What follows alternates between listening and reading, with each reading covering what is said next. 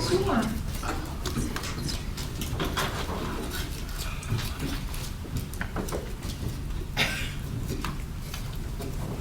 Refresh.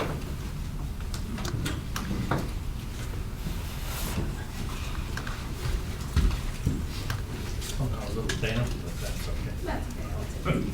Thank you. Is it working? Are we giving it back? We are now back in session, the afternoon session. We are starting back with our agenda. Thank you. I want to be sure, was there something happening with folders that was needed? Or, I didn't know what folders we were giving. I will have Jason come in back there when he comes back in. My understanding was we gave you some folders with your annual forms you need to sign, and we gave you copies of, or we gave you last year so you would know how to fill it out, but that Madam President would like you to take them home to fill them out.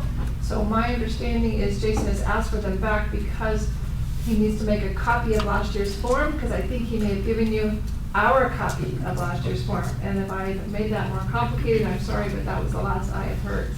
So I'm thinking you're giving it all back to me, and then we are giving back to you what you need to take home and fill out. Okay? Is that correct? Well, Jason, I hope that's correct. Jason will make it all clear. Here, if you needed, as you said. Oh, she has the ones that she's making copies. So I will have her give you both back. Okay, well, you're in charge of this, because that seems like a lot more complicated than it needs to be. She's making copies of your last year's originals to add to this. All right, and so we are back after lunch, and definitely want to be grateful for the great food, and it was wonderful, and we're grateful to have Jerry Little here to give you the exciting annual update on general facilities projects. So Jerry, come on up. Okay. Well, good afternoon, board members. Good afternoon. Isn't it? Here we are for our spring retreat. And usually I'm before lunch, so I'll try to keep it upbeat so you guys are getting the food processed. So we're going to start off with CCCS. This is over there at the K8 campus. We're proposing to put a playground over there that I think you guys have been involved with or know about. Right now I'm working with Twin Rivers to kind of get it still approved through them. I'm taking them down to the county tomorrow no, not the county, that's a different project, but working with Twin Rivers to get this approved and find out that we need to go through DSA or not. But this will be for the K8 where they moved over to the old the old Futures campus. This is going to be down behind the gym. So there's a grass area, the new parking lot that's for COAs back there, and where the pool used to be kind of in between those areas there. COA elementary school projects we're planning on, the shade structure that's going to go between Rafferty A and Rafferty B.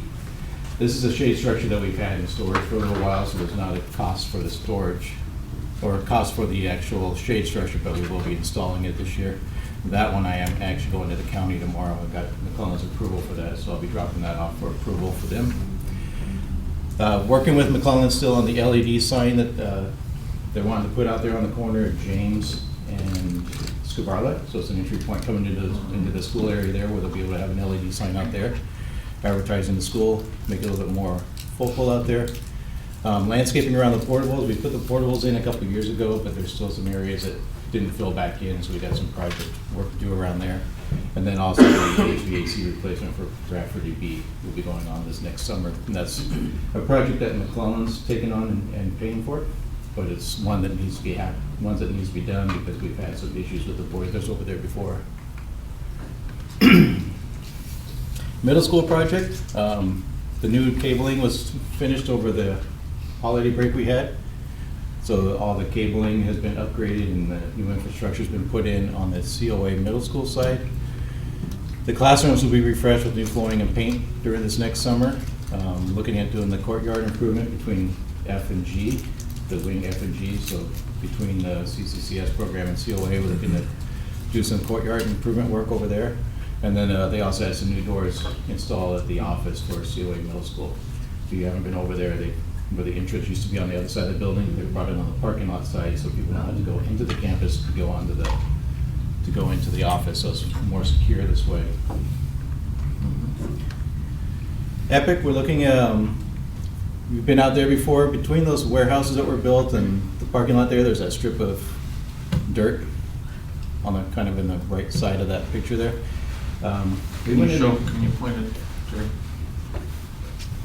Right here. And point out after. This is the playground, and this is where Epic is right here. This is our existing playground. And the kids have currently been playing over here on the parking lot. We've been getting complaints from people downstairs and stuff with the kids out there around the cars. So we went into some negotiations with this piece of property over there. It is part of Ethan Conrad's property, and we were able to go into a lease with that. And we're gonna just synthetic turf the whole thing, so the kids have an area to go over there, do some PE, and have an area for evacuations and stuff like that. It would be secured inside the fence line. Sure, about how wide is it? It's about 50 feet wide and almost 400 feet long.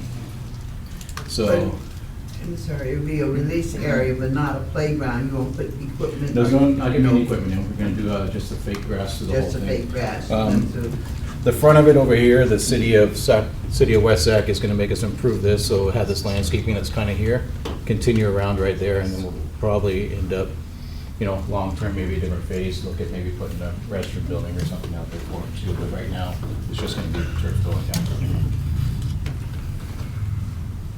And a fence around it. Central admin, we're planning on maybe, with all the expansion we've been having, is what we did over there last year with those 2 offices outside my office. We're planning on doing on this side over here as well, so looking at possibly doing that. Probably before the summer, some things we need to get done. So we'll be having 2 more offices on this side. GIS has the continuing modernization with San Juan. I believe they're almost done with the first phase. They've hit a lot of delays with weather and then some design and some other delays they've had within the project. But hopefully soon they'll be moving kids into that one and starting the next wing. And then also we're working with the Sierra Arden Church across the street. They don't really have a good security system there. It's been broken into a couple of times, so we want to get some cameras up in the classrooms just for, if anything does happen, we can go back and look. Okay, the Sava, as you know, we'll probably be moving out of the Sim Center. We've, I think on today's agenda is the lease for this property at 6340 Stockton Boulevard. It used to be an old Smart and Final. It's down kind of on Stockton Boulevard and 47th, so it's just down the street from where the Sim Center is now, about 3 or 4 miles away. It's a nice property. It's just a shell right now. If you remember the bowling alley, it's not as bad as that. From what I understand. No, it is not. Nothing that was as bad as a bowling alley. So this one's actually, you open up, it's just completely gutted out inside. So it gives you us a good bones to work with on that one. This is kind of the sketch that the test fit that we did. So it's going to provide more classrooms than what Sim Center has now, a lot more space, and you can do an open area for the kids to gather as well. That's having a nice lobby there too. And it'll also have where their cold storage was when it was Smart and Final, has a loading dock out there and things, so that would be a nice CTE area on the back side of the building there. So with the test fit there, it looks like it's going to provide very lot more space for them. Rancho Del Paso, the wheelchair lift was installed. New trash enclosure was installed, so we can get those trash enclosures back. Work continues with the IMOD buildings and looking at possibly in the future doing some storefront enclosures on the upstairs hallway of the high school building. Right now it's kind of an open area. I'd like to maybe secure it a little bit better and also help with wind-driven rain getting into the hallway. The IMOD buildings, we'll spend a little bit more time on that. This is kind of this rendering from the architect. So they're going to be going off the C building, which is right here, the elementary school building portion. They'll be outside there between that and the hard court surfaces now. Building E, the gymnasium is kind of back over here. So it would kind of take that big chunk of that grass area that's there right now between the two. It's going to be 6 classrooms. They are 2-story classrooms, looking at some options, maybe to put some sinks down on the downstairs floor, but the iMod buildings themselves have already been PC'd and DSA approved, so we don't want to do very many changes on it, otherwise it could delay. But we're trying to kind of keep things where they are right now. But that's kind of the rendering for it. We'll have a modular elevator kind of on the backside over there too.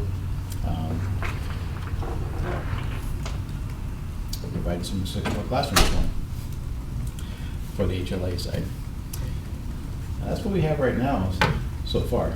That's kind of This week, right now. you know, things can change tomorrow, but you know. But right now, those are the projects we have coming up for the summer, and hopefully in the fall we can update you on those, plus some others that have come through. But any questions on anything we went over today? No? Oh, That's the timeline in putting up the new classrooms at Del Paso. Do you think we're going to be able to meet that deadline to have it for the fall? But what are they saying? yes. We are saying yes, we are going to make it. Contractors think it's going to be really tight. The buildings themselves are well on schedule right now. In fact, there was a project that was before us that isn't moving along very well, so we're going to get the ones that they've already started construction for them. So 5 of the 6 buildings are about 50% done already, and they'll be starting the 6th one pretty soon. So the buildings themselves will be ready to go. Okay. It's going to be a tight work for the groundwork and everything else to get done, but we're going to make it. Okay. I knew it was always a tight schedule. Yeah. Okay. Yep. And we, just then a question, it just, not that it's going to happen, but if, in fact, that it doesn't happen, do we have an alternative for placing those students in the facility? We're gonna make do. We're going to get it done. And that means that, as you know, the design of the building is that everything is in pods. And if we have to use the internal quote-unquote spell-out space, Yeah. that's what we'll use. So Okay. each of the pods has like 3 to 4 classrooms around a middle space, which is spell-out Mhm. space. That might have to become classroom space in the temporary. Yeah. And I think that's what we've discussed as the option if we must. Okay. Yeah, Building B has those 4 pods, and we have the one in between the kindergartens too, so that'll be us 5. And we don't want to do that, but if we have Yeah. to. You have to, you got a plan, Yep. at least you thought about it. Any other questions? They really should. Thank you for your- should give Jerry a harder Yes. time. He deserves a harder No. time. He deserves all of the accolades and praise for all of the hard work that he's He doing. definitely needs affirmations, because Yes. like you saw on the chart, he really does report to both me and Aaron. He has to keep both of us happy. Yes. And so, thank you very much, Thank you, Jerry. You're welcome. Thank you. LCAP, I believe, Michael.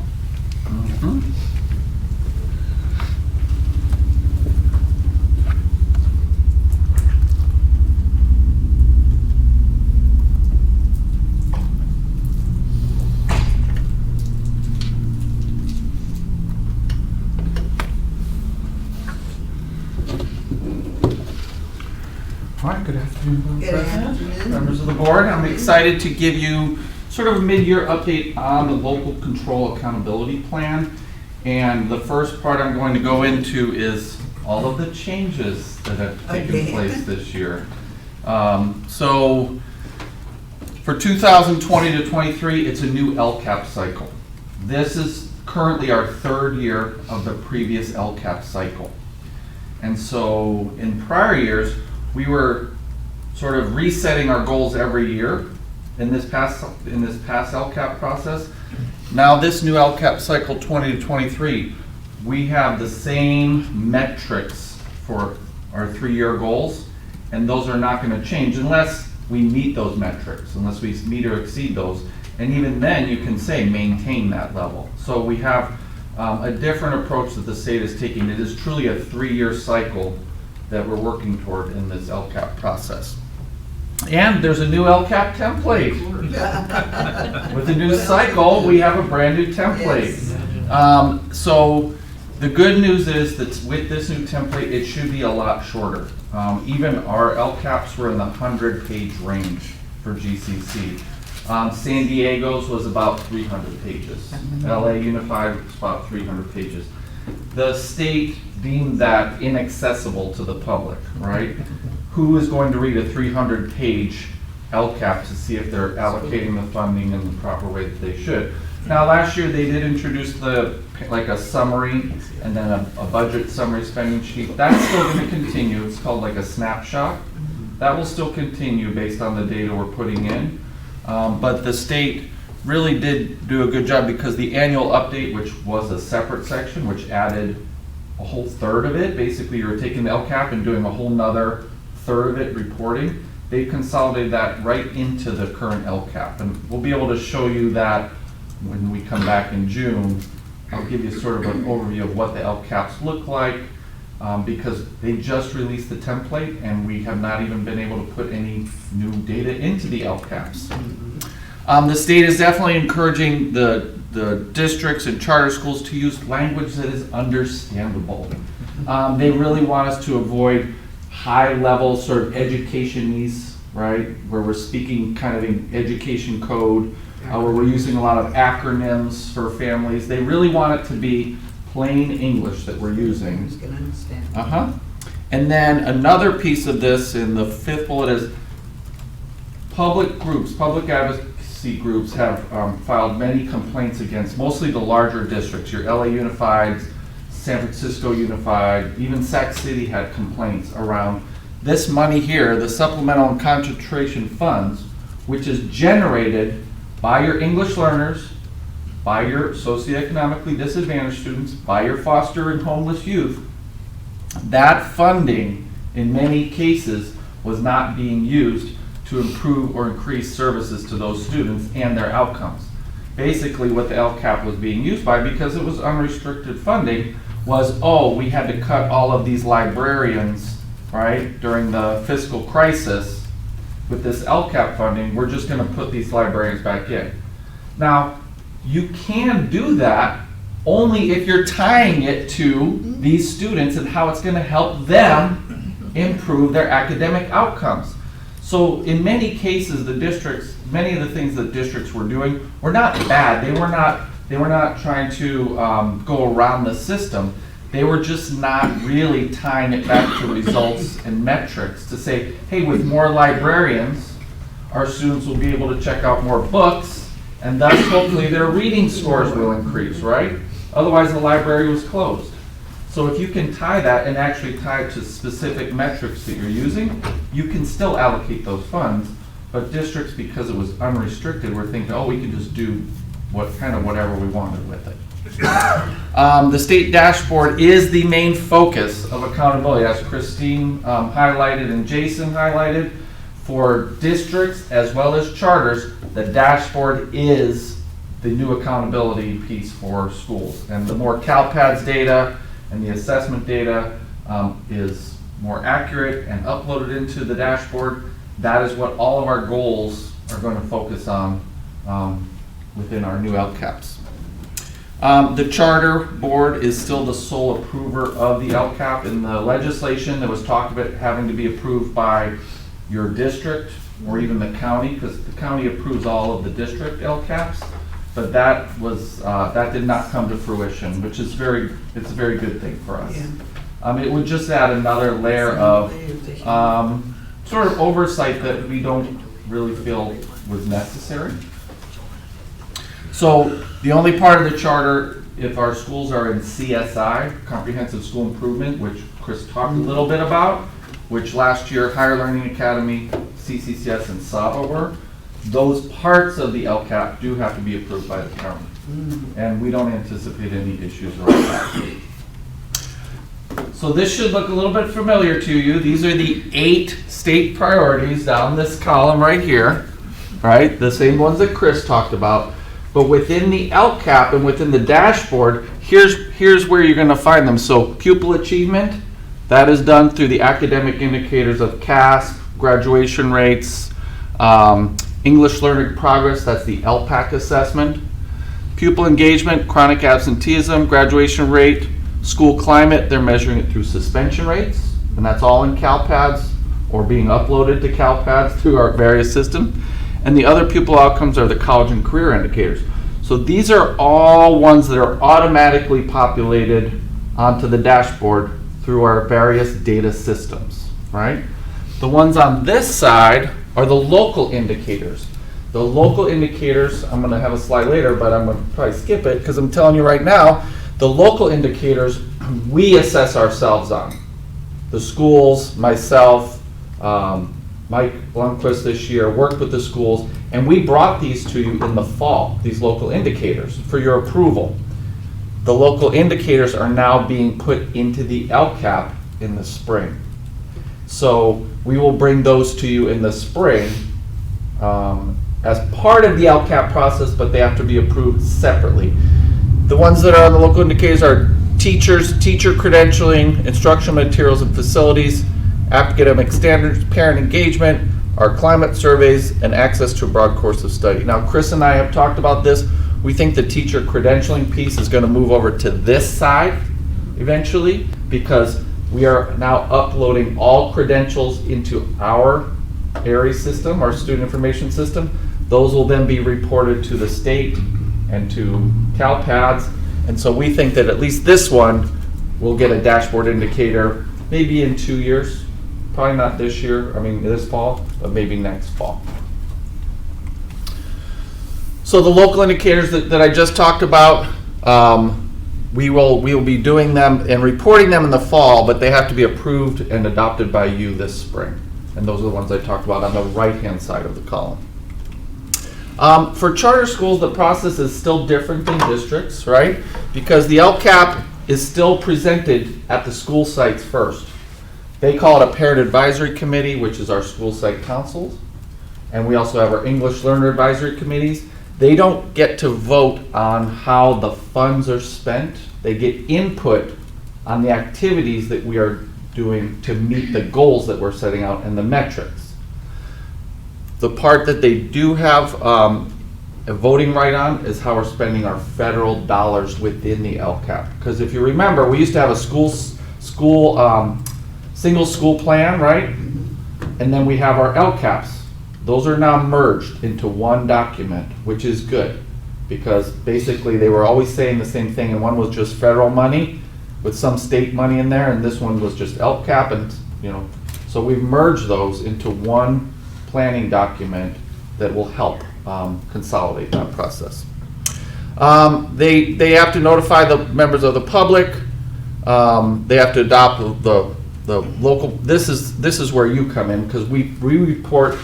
I give you sort of an overview in June at the first board meeting that has what the goals are for each of the schools and metrics, and then that's our public hearing, and then you approve it prior to July 1, where then we send it off to the district and the county for their I want to go back to number B, notify members of the public.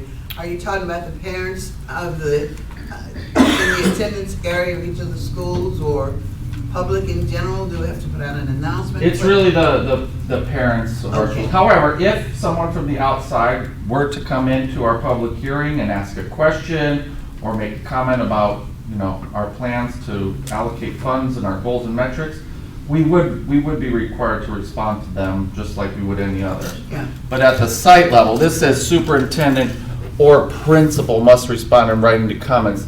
That's going to happen at the site level, and that would be the principals. Okay. The principals would be Was responsible. that A and B or B. just A? Just A. Okay, and the B was what I was concerned about, members of the public, and I wanted to know who they identify as the public. Any? Could all of, Go Go ahead. ahead. could all of that just be part of the board process? Not this part. This No, part, Part B. part B and below is probably more part of the GCC approval process. So they could come because it is a publicly Correct. published agenda, and the public could come and submit comments there. But do we also put any of these meetings on our webpages? Are you talking about these meetings or these meetings? The B, the B. Just only through the agenda. Only through the agenda process right now. No, I was just saying, Okay. public is a community. Yeah. And we do have to post the LCAPs on our websites, which we have already been doing, but that is a new thing for charter schools. We've already been doing that. So I just want to give you an example of how specific the state wants us to be around the groups that generate the funding, right? So this is for English learners. It says LEAs, which are local education associations, that have a numerically significant group of English learners must include actions and services related to, at a minimum, its EL acquisition programs, professional development activities related to English learners in the LCAP. So more and more, all of the actions that we have need to be very specific about who we're helping with that funding and allocation. Now, we have and many of our schools, we've already taken some employees that were generally funded, right? Like counselors, even paraprofessionals, some custodians. We have already tied outcomes to those goals. You know, if the counselors are working on college and career readiness, that's going to help Futures High School achieve higher on that indicator, right? And it's going to help our English learners because they are working with those students specifically at Futures High School because there's a large population of them. The difference is we really have to say for our English learners at Futures High School, we will increase the graduation rate from 78% over 3 years to 90%, and every year we would hope to increase it. That's why we're funding these counselors with this money, because they will be doing that. They will be working specifically on that goal. And so districts, this is impacting districts much more so than charter schools, because I think most of our goals have been aligned with the 8 state priorities, and the only difference is I think our metrics now will be a lot tighter than they used to be. So you'll see, I'll probably, when I give you the update in the spring, I will give you the actual metrics we're working toward, and then some of the actions that we're doing to meet those. Yes? You will be interested in those districts that use the LCAP money for salary increases to see at this point how they're finding now resources to meet the new requirements. I imagine there's significant discussion about, okay, what do we do now? I would say that you are correct. But what is grossly unfair is it was the superintendent of public instruction Correct. at the time who wrote the letter telling them they could, that has put them in this handcuff. Correct. Yeah. State superintendent said that that's what this funding could be used to increase salaries. They'll have to figure out a way to tie it back to student achievement, right? And they may say, by lowering class sizes, we will be doing, you Or know, quality this. teachers. Yeah, something like that, but you're right. And that's not something that we've done broadly across our organization. Yeah, because we talked about it a lot, you know, how to use that money and not put it to salaries. So again, they want us to be very specific around English learners and socioeconomically disadvantaged students, foster and homeless youth. All right, so I'm going to give you sort of a quick update for each school. These are the goals that we outlined last spring. I'm not going to go through all of them, but I will tell you that, so if you look at SAVA, they had their 3 main goals, right? And what we've been doing throughout the year, Aaron and his staff have been, because a lot of these goals are tied to actions, which are tied to funding, right? One of the things that Aaron and his staff have been doing is really looking at, are we spending the funds that we said we were going to spend throughout the year to meet the goals that we have? Because I'll give you SAVA as an example. There's 3 schools. They're funding, you know, some of it's co-funded, some of the activities, because people are co-funded, some of it's separate. So in order to track the progress of the actions, they have to say, did we hire this counselor or social worker or whoever that we said we were going to do? If not, why not? Because at the end of the year, you have to explain that. In the annual update, you have to say, we didn't meet this goal because of this reason. However, we are going to use this funding next year for the same or something different, okay? So their goals, they have hired additional specialists this year in all of these areas. They are really focusing on professional development, both external, meaning going out for professional development, and internal PD that they do. They have hired several additional counselors. I don't know exactly how many they have right now, but they have hired additional counselors to meet the needs of the students that they have. Another piece that they actually have increased is home visits by the teachers. That's part of the intervention plan that they have for students who stop showing up. And so that is a crucial aspect of what they're spending some of their funding on to make sure those students stay in their programs. I will note that Saba Twin Rivers was a CSI school. So they received an additional $170,000 starting last January to improve the graduation rate. And that's the work they're doing at the Twin Rivers site. They've run a pilot program onboarding. Their retention rate of students is almost 100% when they go through this program. Because they're requiring kids to be on campus for those first 2 to 3 weeks every single day. And then they're gradually releasing them once they reach that level of independence. And so that's something that's successful that in the other schools, we will probably see some kind of a replication. It may not be exactly the same, but it's working so well because of the funding and the plan they put in place. We're seeing success, and hopefully they will be out of CSI after this school year. At Higher Learning Academy, they had their 3 goals as well: college and career ready. They want a culturally responsive, safe, and clean learning environment, and empowering parents to be actively engaged. And I know that we talked about Higher Learning Academy earlier, but the work they're doing, they were a CSI school as well. They're probably doing the most intense professional development of any of our schools this year. Not in the history, but the work they're doing, we really feel is propelling their academic success. We saw some growth from 18-19 to 19-20. And we're hoping we'll see that success continue because of the work that they're doing now in CSI. They did have a huge increase in students this year.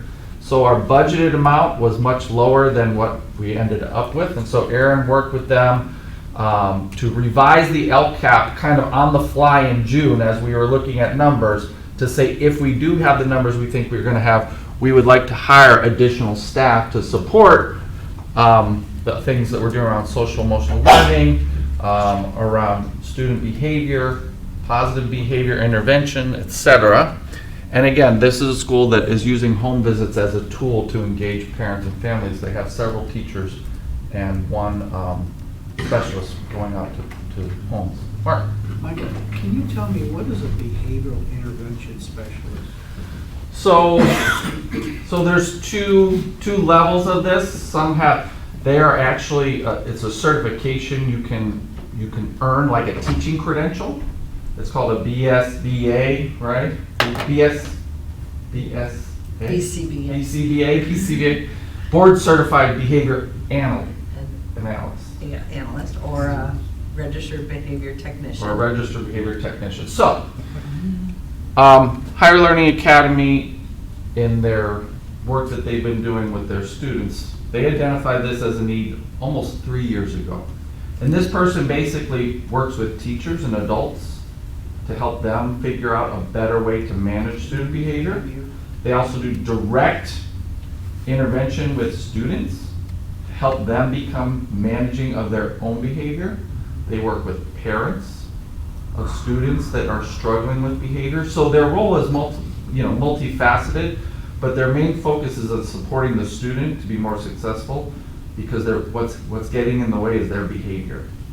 And when you have several students in one classroom that are having these things, the teachers, well, it's disruptive, but the teachers is the one that needs to change what they're doing. Do you know what I mean? Because the kids, they need different kinds of support and assistance. You can't just kick these kids out of class, right? So that's what part of the behavior specialists, they come in and say, hey teacher, try this, try this, these are your tools. And they'll observe them, they'll model for them some of those things. And so this person has been full-time this year at HLA with LCAP funds. And they're finding a lot of success with that. At Futures High School, they have 3 main goals: academics, college and career, and culture and climate. I will say that they've been doing a lot of work around PSAT and SAT support. They have tutoring sessions for students. They're letting them take them on campus.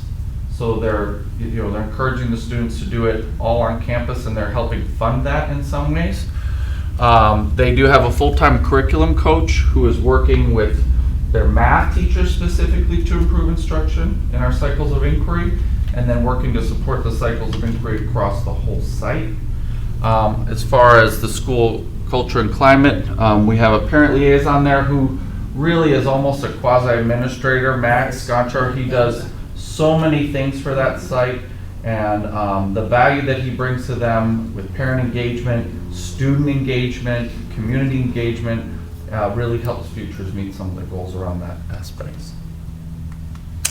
At CCCS, another CSI school as well, they have the three main goals: students graduate college and career ready, academic growth, and positive school culture. And remember, we have 2 campuses now, actually 2.5, but the K8 campus and the 912, and we still have Firehouse with them. But the work that they're doing, really, it crosses all of the sites. So their CSI has really been focused on graduation rate, but they've used some of that funding at the K8 site to improve attendance, to improve kind of communication between school and home, and we think that's working really well. And then obviously the PD that they're doing around GLAD, writing, and Math Matters at the K8, we think is going to help those students as they move out into the high school. At GIS, they have 3 goals as well: academics and student achievement, school climate and culture, and parent and community engagement. And I think one of the biggest pieces that we know as part of their program is the IB program support. So in their LCAP, they use LCAP funds to pay for professional development for IB. They use it to pay for their IB members and certification, membership and certification.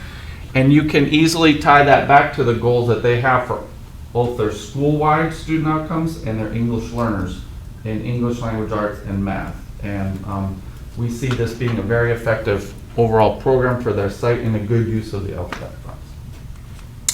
At COA, remember, we have, again, 2 campuses, so their goals are kind of intertwined. Their funds are a little bit separated, but their goals are intertwined: academics, culture and climate, and parent community engagement. And again, a lot of what they're using their funds on for are the ACE. They're helping to fund their ACES staff with LCAP to provide after-school enrichment in academics. They're using a lot of their funding on paraprofessionals to support English language learners, teachers, intervention teachers for our EL students, and also they used some of their funding last summer on summer school. We don't think they're going to have a summer program this year, and so if there's any funding allocated in that for this year, it would roll over into probably next year. At EPIC, they have 4 goals. So academic outcomes, culture and climate, academics, and college and career. And at EPIC, they're using their funding at a variety of levels as well. They have an IB coordinator and curriculum coach that really is helping to drive a lot of their program at their site, and so that's a really important role for them. They don't have ACES funding like GIS and COA and HLA have. They don't qualify currently because their free reduced lunch rate is a little bit lower than the threshold. We've applied for them for the past several years. So they actually use their LCAP fundings in their after-school program, which is, again, academic focused as well as enrichment, and it helps meet the goals that they have.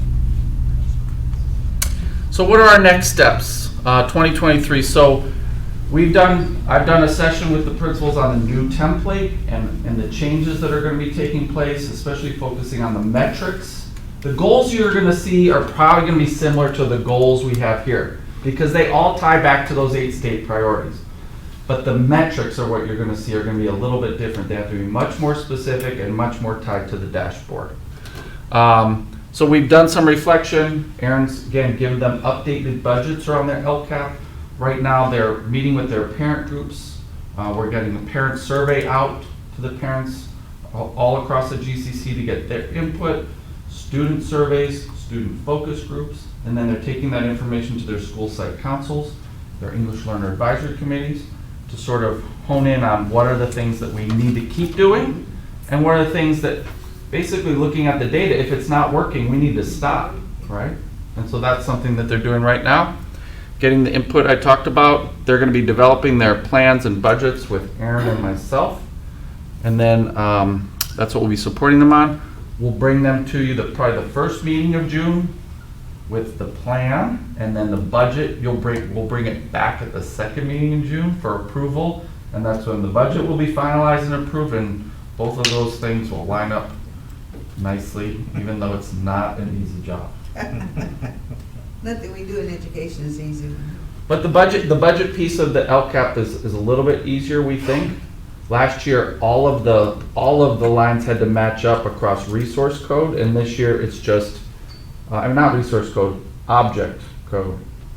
And this year it's just by resource. So if you say if your budget template here says you're spending $1 million, and Aaron's budget in LCAP and Aaron's budget says you have $1 million to spend, we're good. Before they had to line up almost perfectly. Jack. Now, the LCAP funding has been capped. Is that correct? Getting an increase? We've reached full funding, but I think there's isn't there a COLA on that LCAP funding as well? Yeah, it's subject to the same COLA. What is it on? Oh, then it's 2.29. Yeah. Okay.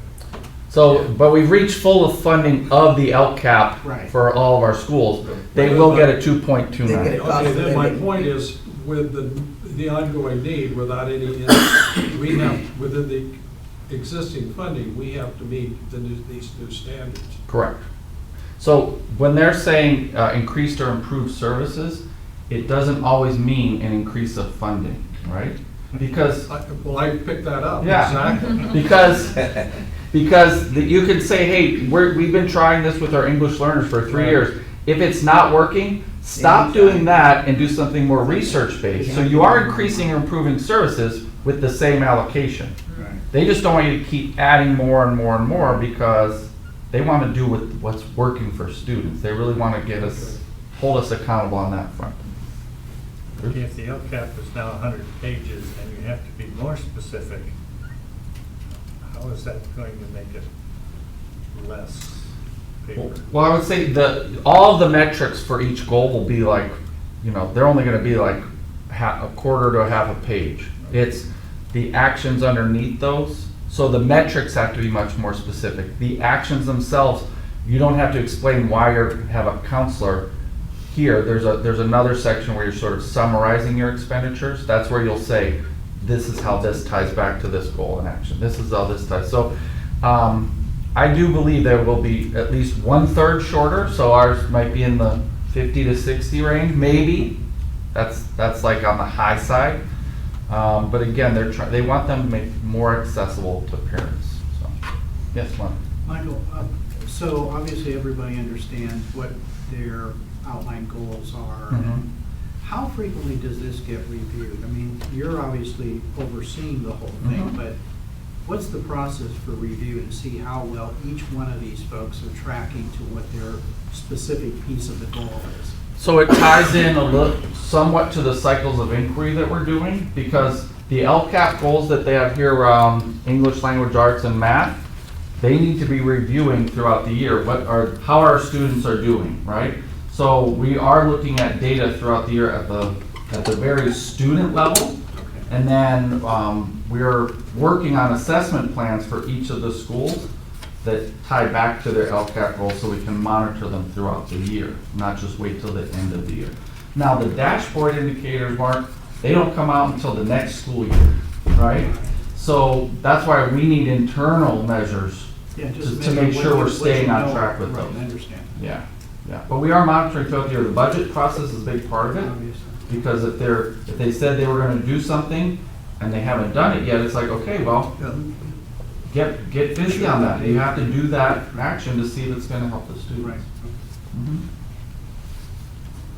Jason, did you have a point of clarification? Yes, I was gonna say, regarding the public hearing, I did look, SB 126 says that public hearings must now be publicized in terms of at school sites as well as the site where the public hearing will be. Yeah, held. so it's, the So there public is is a- all the way through, Yes. through that It's attendance in the area. So there is a requirement for Yeah. public hearings to be. Okay. It should be down there. That one? Blue and Gov- black. board governance, Blue and right? black, Green. Right in the middle. Yeah, no, not this doing one. it, Not green, blue and black, that one. All right, so we got the clarity on the transparency change for that, okay. All right, we are moving right along, in case you have not noticed, we're gonna keep up the pace.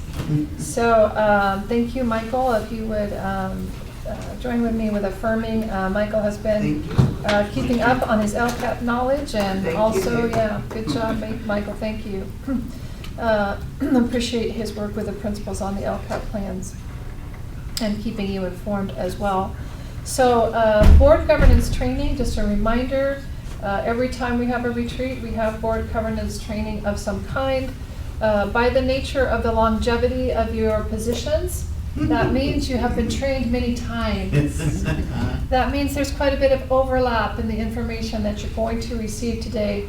So for some of it, you can consider that it's just a review, right, of what you may already know. But to start off with, we're going to talk a little bit to inform you about U.S. charter schools, okay? So there's a lot of data out there about the charter school movement, and it's a very interesting time across the United States. So I thought some of this data might be useful for you.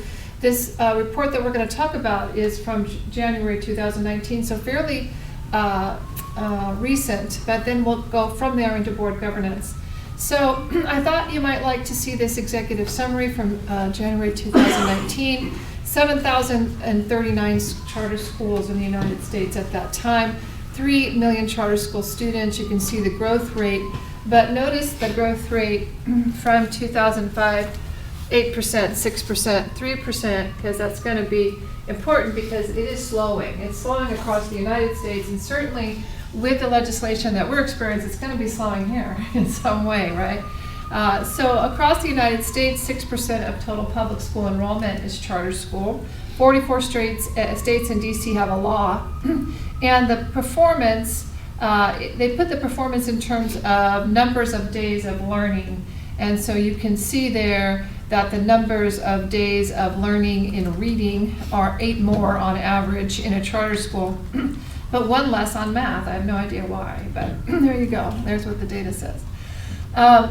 Charters have expanded nationally, and there is evidence that they do improve outcomes. After years of growth, though, that's starting to level off. Some of that is about school closures. A variety of states are experiencing school closures. We are as well. And the closures are outpacing the school openings in some cases. But the majority of schools that opened are in 16 states. And 40% of that growth is in California, Texas, and Florida. And I expect a year from now that might read a little different. And then most of the growth is in high-performing CMOs, okay? Which is a very interesting comment, because those of you that have been involved with the CCSA conferences and the CSD conferences, you recognize that there has been some discussion that the money people, meaning the Reed Hastings and the Walton families and those, they're all about the big CMOs, right?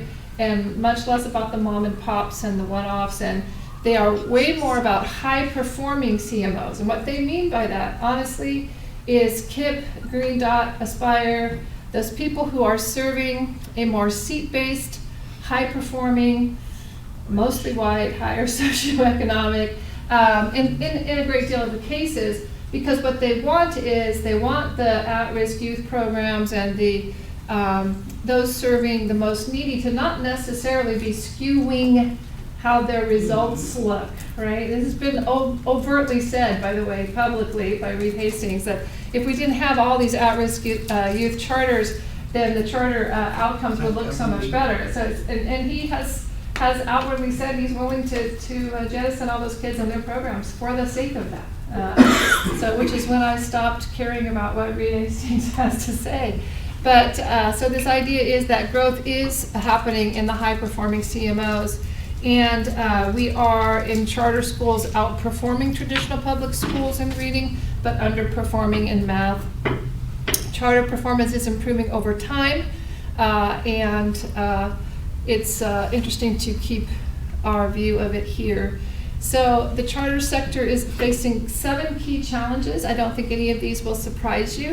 It is areas such as state laws, who can authorize, how we have access to facilities, human capital issues, whether that be board, teacher, administrator, which is our sustainability and succession planning work.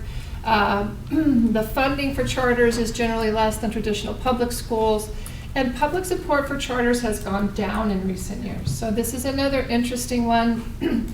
I've been talking for the last 2 years about the perfect storm, where people thought that the politics of President Trump and Secretary of Education Betsy DeVos would be supportive of charters, just because they say with words they support charters, but that has actually rebounded in the other direction for us, and that is people who don't support Trump or DeVos now have decided they don't like charter schools. So there's been quite a bit of a perfect storm about pushback from anti-Trump DeVos kind of energy, at the same time that there has been a lot of union activity, and so the Democrats have also fallen back from charters because somehow they're internalizing a message that our teachers would get better pay and more money if there weren't those charters, right? So that's kind of been a flagpole they've been raising of late. So that combination has actually, I think, brought down some of the support for charter schools. So charters, just like traditional schools, often struggle to ensure equitable access once they're enrolled. And this is, again, charter schools and student enrollment. But you can see there at the end how it's kind of leveling off a little bit. This is the first time in the history of charter schools that I've seen this leveling off at the end. Okay. Growth rates are largely due to fewer schools opening, we're saying, right? And charter school closures are affecting the growth rate as well. Interesting thing here is that, as we said, the overwhelming majority of new schools are in 16 states, and you can see that all the way on the end, that highest blue bar is California. Okay, but this was from 2005, right? So I'm not sure where this would be today, but 40% of all new growth is concentrated in California, Texas, and Florida. You can just see those 3 blue bars there. But definitely would look different, I think, next year to see that. How many new charter schools have opened in California in the last year? In the last year, I haven't seen the data. They don't have it out for last year, but it hadn't slowed the year before. But remember, we had a bubble because of all the Anderson kids. So we had like a current schools becoming 3 schools type of thing. So there'll be a bubble in there. We'll have to see what it looks like. I assume some have opened in the last year. I think some have opened in the last year, but again, I think many of them were resource centers that then became a charter. So is it actual numbers of student New growth? charters. But it'll skew it, I think. Yeah. But there have been some seat-based schools. Are you finding a data point? Yes, well, you just did your CBO presentation. Oh, that's true. And I think that was one of the points that you pointed out, is that it was really due to the Anderson growth. Yeah. So, I mean, I don't think it looks different than in previous years, but it is different when you look underneath it because it's Anderson. So, and next year will be worse, obviously, because of the new legislation. Right. Okay, so enrollment has grown more rapidly than the number of schools. This goes back to the large CMOs are putting in more seats, right, as opposed to new schools. Okay.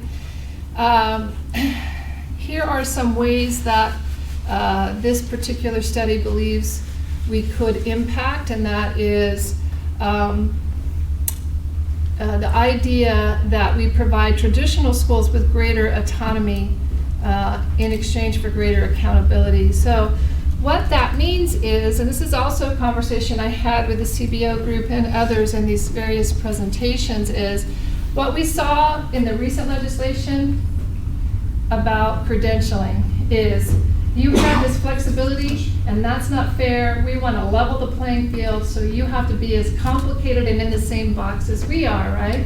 And actually, LCFF funding and LCAP is actually the same exact thing. We used to be able to have all of our economic impact aid with complete flexibility of how we spent it.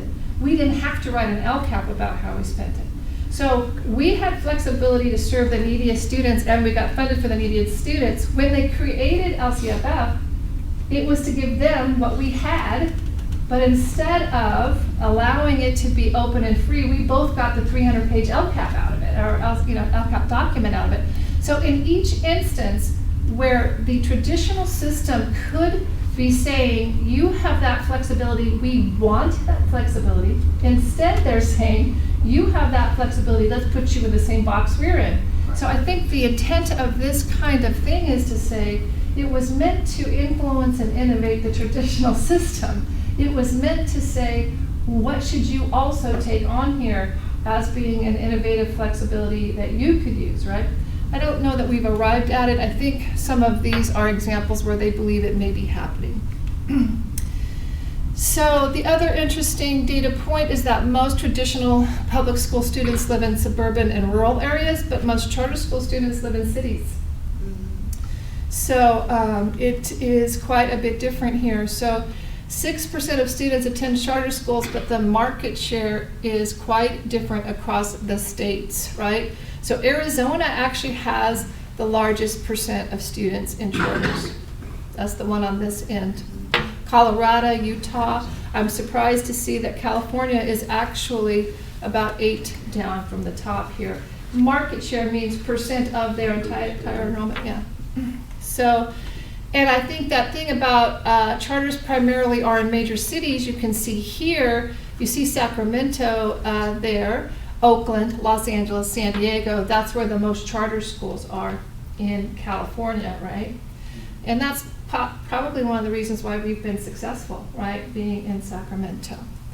And a little bit about high-performing, nationally recognized CMOs. Of course, whenever I hear that, I rankle a little bit. But if you look at the very bottom, I don't think we could ever meet this particular definition because they say that it is CMOs who are in the Charter School Growth Fund national portfolio.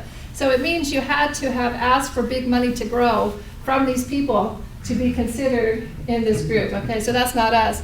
But the smallest group, or the group closest to us, is 8,000 students.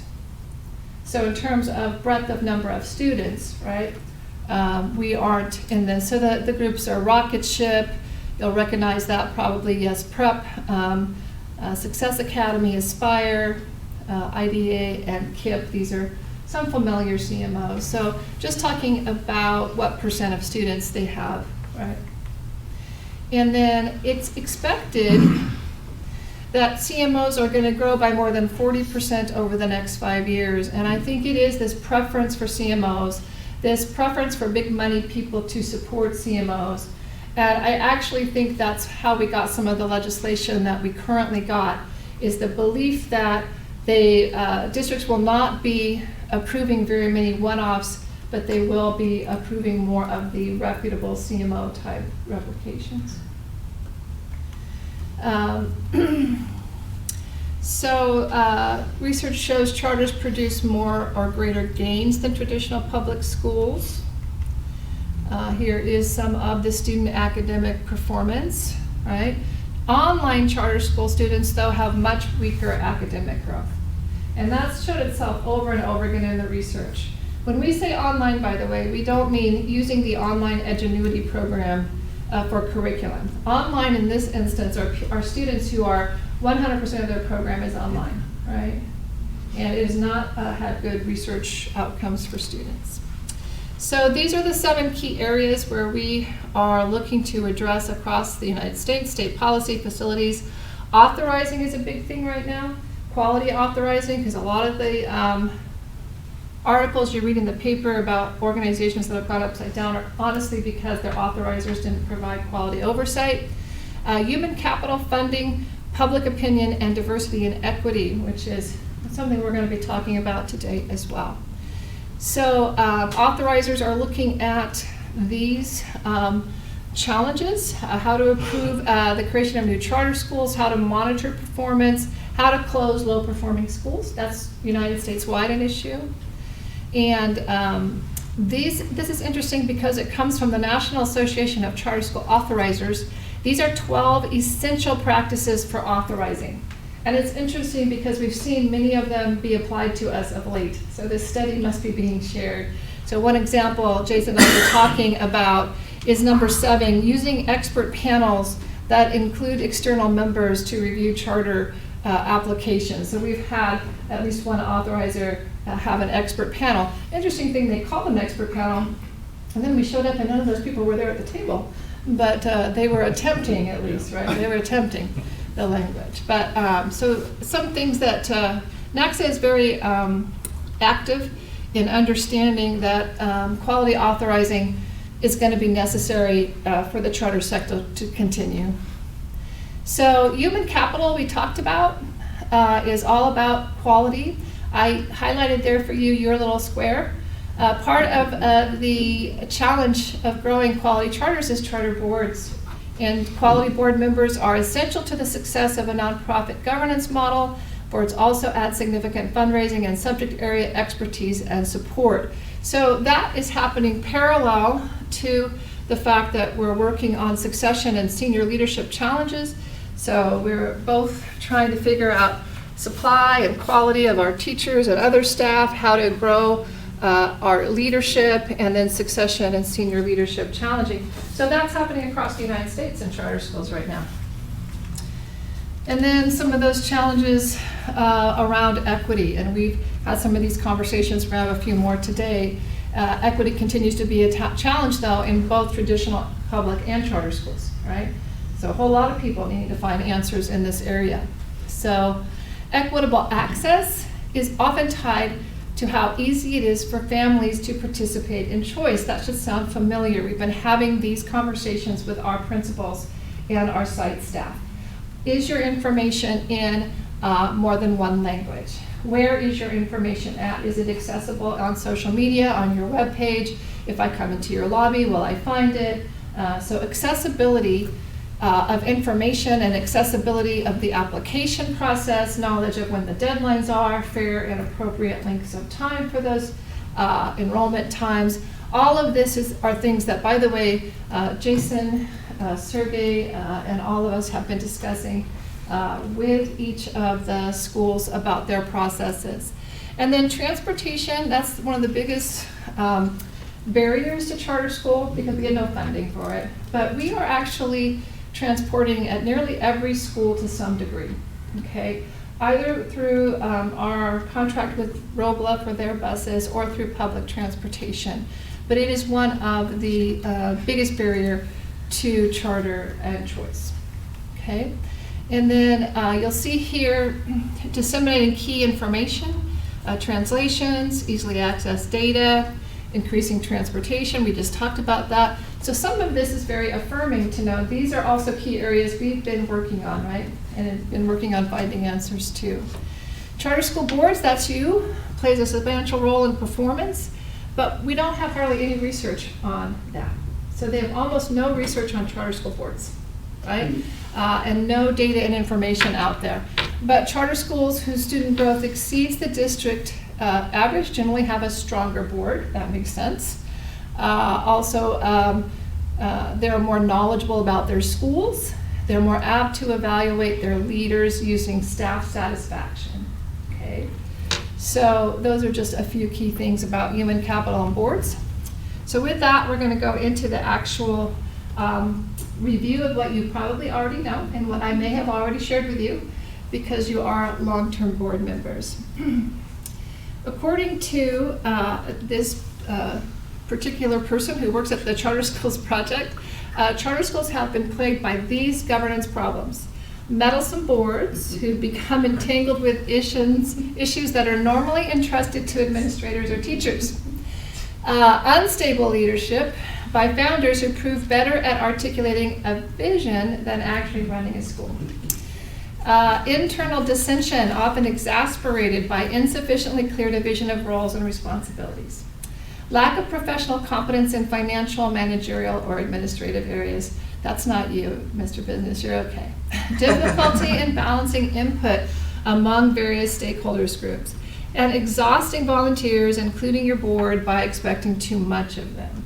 Okay, so these were just a few problems facing charter schools and governance in charter schools. Some of us, may relate to something there, but I think in general these aren't issues that we have. Okay. So according to John Carver, who's the expert on board governance, governance is not about budget lines, personnel issues, and field trip approvals. It's about values and vision and strategic leadership. The reinvention of the school board, which is what you are, calls for a new paradigm, a fresh reconstruction of what the work of the board is to be. And John Carver is the noted author at this point on boards. So one of the things a board is responsible, as you know, is legal issues. So the boards fulfill a legal responsibility. A board of directors is a legal requirement for a charter school organized as a nonprofit. Charter schools, because we're public, serve the public and do not operate for any individual's personal gain, and they are eligible for special treatment such as tax exemptions. The charter school is required to have a governing board to ensure that its operation continues to focus on serving the public. I feel like I should say, raise your right hand. Are you agreeing to serve the public? Okay, we are serving the public, right? All right, and then you provide oversight functions. In exchange for direct and indirect financial assistance from the state and federal government, state charter school legislation, as well as nonprofit law, requires that a group of individuals voluntarily serve on a board of directors and act as guardians of the public trust. The ability of the board to remain objective is critical to its effectiveness in guiding the charter school. So on this one, you are saying, yes, I am the guardian of the public trust. Yes. Okay. And then to promote the mission of the charter school, in your case, to promote the GCC mission. In addition to fulfilling legal, a charter school needs a board of directors composed of individuals who support the school's mission, believe in it, seek to promote it, and advocate the charter school and its educational philosophy. This is an important function of the board and involves promoting the mission and the goals of the charter school within the community and with the wider educational reform arena. So are you in fact supporting the GCC mission in the world at large? Good. So far we're doing well, right? Okay. Assist with fundraising. Boards help to raise funds. The ability to raise funds is an important measure of a board's effectiveness in serving a charter school. Those who are influential in the community can often successfully elicit major contributions. Elicit major contributions. That doesn't mean you have to write a check. You get it from other people, okay? From a variety of private and business sources. Building an active group of financial supporters who regularly donate money to the charter school will increase the resources available to implement the educational program, making it easier for the school to fulfill its goals. All right, elicit. We need you to be eliciting, okay, funds. So Now that means when we bring people to our fundraising activities, community people. we got the craft feed, you That's it, invite that's people to come on eliciting. down, or Yes. you ask somebody to, like we do with General, donate his boat for a Yeah, tour, and with the golf tournament, you get someone to come golf Right. with you. Yes, it does not mean that you are writing a check. I'm making that clear. You're just assisting, but mostly eliciting. It just sounds illegal, but that's what you're doing. We're not okay? soliciting. Not soliciting, it's eliciting, yeah. And then, again, some barriers to board effectiveness. Examining these barriers to board effectiveness could be the first step in revitalizing a board that might be, or building a charter school effective board from scratch. There can be a temptation to micromanage. It's critical that the board focuses its attentions on issues of critical importance. In order to do this, the board must avoid the temptation to micromanage or meddle in lesser matters or in areas that are more appropriately handled by the administrator and staff. Another area is no plan for orientation of new and old board members. Not that you're old. Didn't mean that. But seasoned board members. Charter school boards can also fail because they have no plan for orientation and training of new and seasoned members. Failure to remove unproductive members. Another problem that leads to poor performance in charter boards is the failure to remove unproductive board directors. People who are not carrying out their commitments as a board become major roadblocks to overall board effectiveness. And then board size. Board size is the Goldilocks dilemma, right? There is a size that the board needs to be in order to be sufficient but not unwieldy. I think we agree we're right where we need to be, just like Goldilocks, right? We're in the just right phase. All right, principles of effective governance. Distinction between governance work of the board and management work of staff. Ends and means distinction with a bias in favor of high impact decision making, and clarity about who does what, specifically what does the board do and what does the staff do. So being very clear about our different roles is a principle of effective governance. The board has a number of major decisions and actions to take. Some of those are annual, like approving the budget, reviewing the performance of the charter administrator, or in your case, my performance, and monitoring student achievement on an annual basis. The charter school board must focus its attentions on major decisions, monitoring school progress toward meeting the student achievement and other objectives that they agreed to in the charter contract, or in our case, contracts, 9, right? And budget approval and school-wide policies, strategic planning, and the appraisal and support of the charter school administrator, okay? Autonomy is granted within the boundaries created by board decision-making in these major areas, okay? All right, ends and means. So that's the biggest part of the work that John Carver does, is describing in his work about boards the ends and means concept. It is the board's responsibility to describe or determine what it refers to as the ends and stay away from the means, except to say what is unacceptable, right? This is what we should be producing, and then not micromanage the steps for how we're producing it. And then a board delegates responsibility for the achievement of the ends to the CEO, or charter school administrator, and provides parameters on the acceptable means that the CEO and other staff can use. By providing parameters on what the administrator cannot do, the board empowers the CEO and staff to choose the most successful, creative, and cost-effective means within the parameters. No surprises, right? All right, final thoughts. This is about board excellence. The purpose of governance is to ensure, usually on behalf of others, that's the public good again, that an organization achieves what it should achieve while avoiding those behaviors and situations that should be avoided. Boards will truly be leaders by controlling the big picture, the long term, and the value laden, by delegating powerfully yet safely to those who carry out the work of the organization, empowering them to the maximum extent that is consistent with maintaining the board's own accountability. So this is that very careful balance that we must do. The board will seek diversity and inclusion, but will express their decisions with one voice, not with the multiple voice of individuals. And critical questions that the board needs to ask itself. 1, how can we connect with even more integrity with those on whose behalf we serve? I'm going to read it again. How can we connect with even more integrity with those on whose behalf we serve? This is a board member's sense of ownership, right? And then the second part is, given any new information, new wisdom, new possibilities, what good for which people, at what cost should we strive to achieve in the years ahead? And this is the idea about creating policies that reach the ends that we have in mind, okay? So I'm going to ask if you could do the elbow partner conversation on maybe the first question.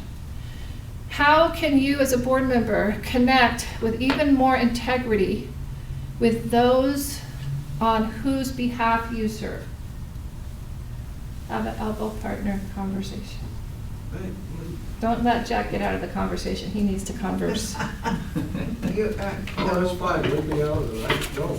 Yeah. Come on, everybody. Oh, 2 elbows. We got 2 elbows. Well, probably to make sure that we serve the public, we serve the, obviously we serve schools. We have a state funding system, we have an open and transparent system. Yeah, follow processes. So we follow processes and That we don't do understand our things rules. quickly and without planning or important people and so forth.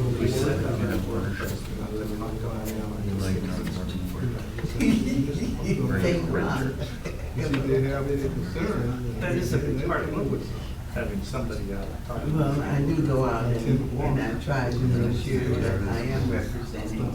And whenever I have an opportunity, on behalf of the board, I'm not speaking to myself, I'm speaking on behalf of the board. And we are here to serve you as parents, to be of assistance to you. Just, Yeah. And then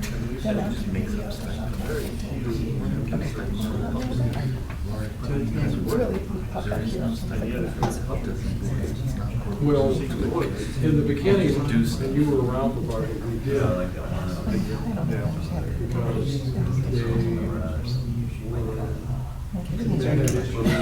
Because the transition was from when you have these church-run schools, literally, the minister running a charter school, hiring assistant brothers, and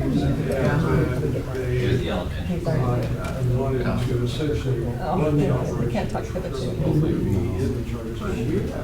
Jackson, still some of those, I find when I go to conferences,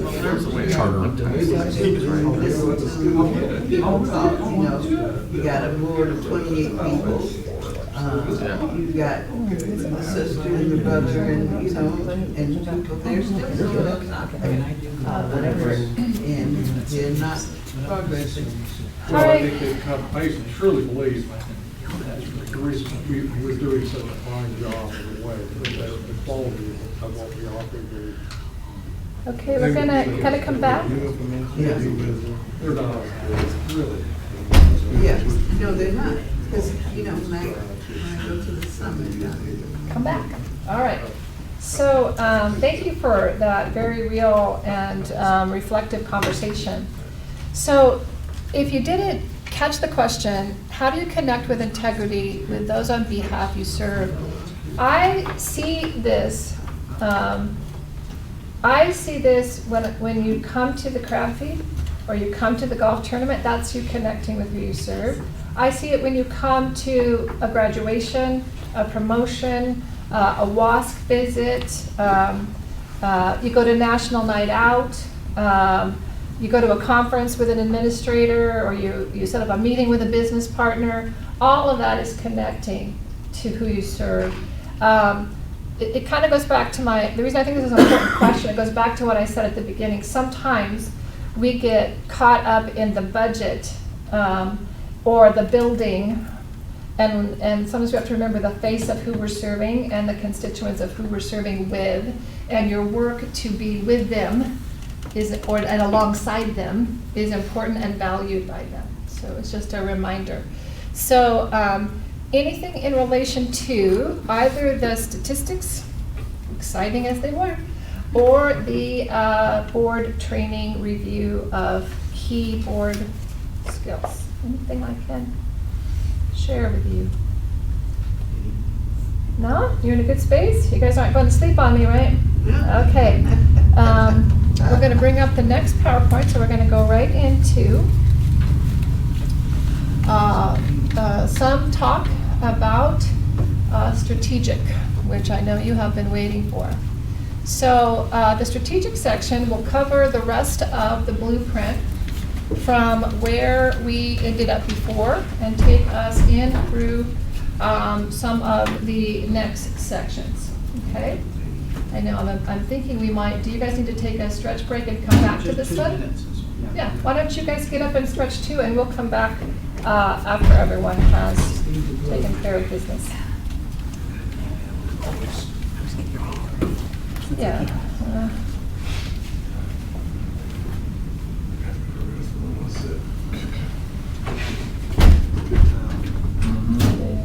Two of them left.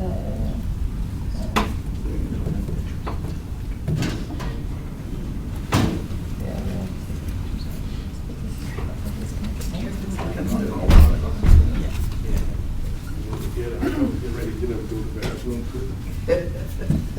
think they're gonna be gone really 2 minutes, or is it really gonna be? Okay, look at each other. Okay, don't take more than 2 minutes here.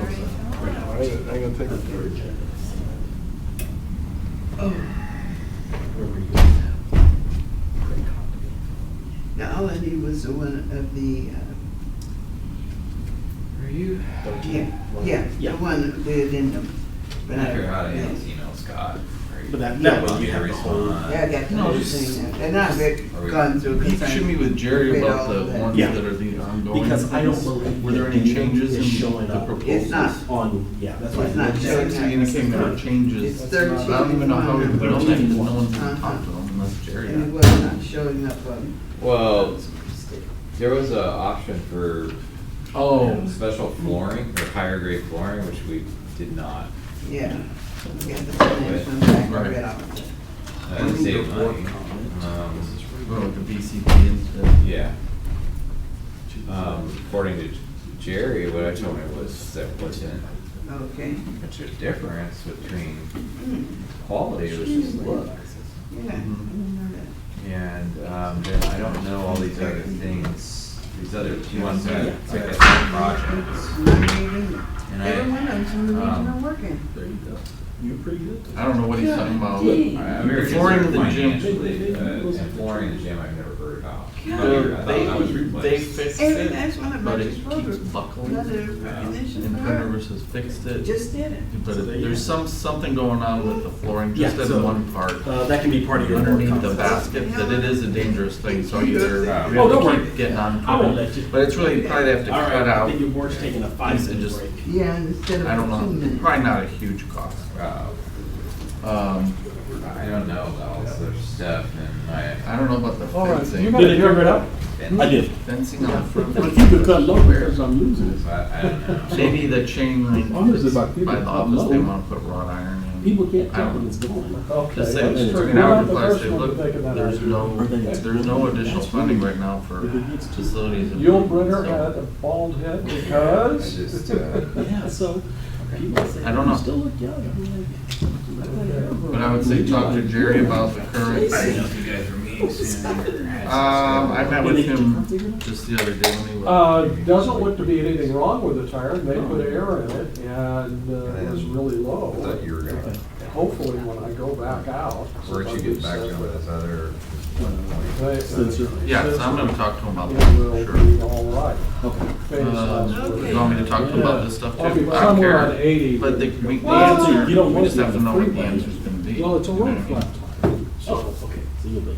I could make it. Not in style, but yeah. Yeah, a little Say bump- not very fast. Not Maybe a little bumpy. So I don't know when we're gonna meet with the budget, Well, I'll do, and that's us. I'm taking care of that. No. But maybe we can cover it at that meeting too. You can just say, hey, we can cover these when we meet budget. Mike will be reaching out to you about that. How about that? I still only got 3. I'm missing 2 board You want to members. say that? You got 2 board members. I don't wanna make it sound like Hopefully I did. Just trying to help, so. Okay, I got 4. Who am I missing? We ready? Summit. Yeah. I will, Mark. I will do a forum call Oh, on call. in the state assembly. All members voted. You ready, Mark? Yeah, Mark. Okay. Okay.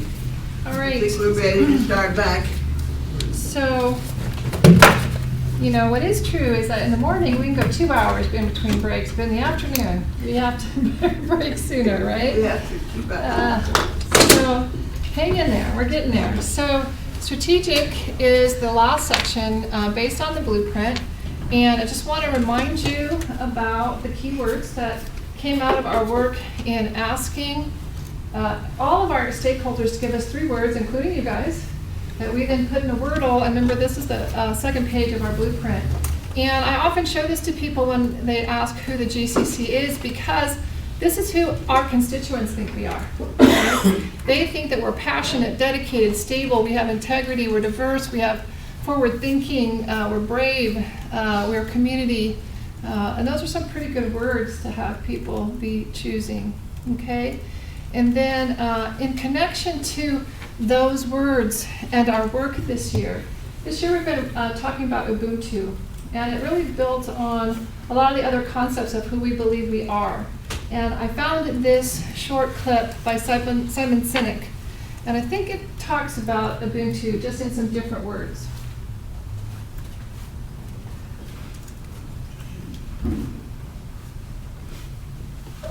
The United States Navy SEALs are perhaps the most elite warriors in the world. One of the SEALs was asked, who makes it through the selection process? Who is able to become a SEAL? And his answer was, I can't tell you the kind of person that becomes a SEAL. I can't tell you the kind of person that makes it through BUD/S. But I can tell you the kind of people who don't become SEALs. He says the guys that show up with huge, bulging muscles, covered in tattoos, who want to prove to the world how tough they are, none of them make it through.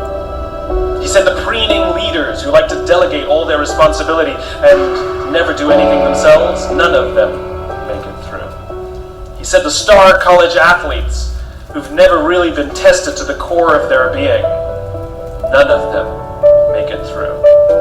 He says some of the guys that make it through are skinny and scrawny.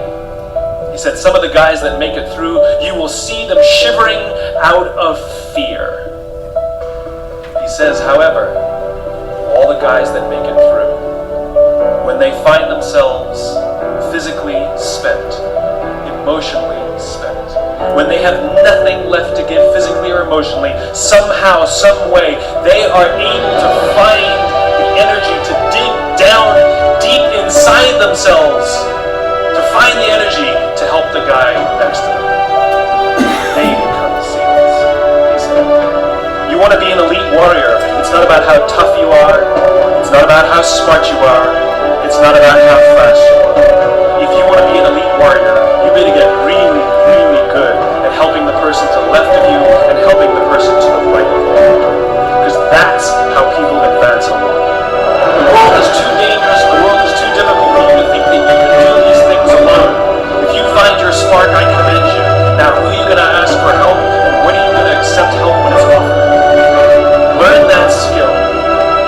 Learn by practicing helping each other. It'll be the single most valuable thing you ever do in your entire life. To accept help when it's offered and to ask for it when you know that you can. The amazing thing is when you learn to ask for help, you'll discover that there are people all around you who always wanted to help you. They just didn't think you needed it because you kept pretending that you had everything under control. And the minute you say, I don't know what I'm doing, I'm stuck, I'm scared, I don't think I can do this, you will find that lots of people who love you will rush in and take care of you. But that'll only happen if you learn to take care of them first.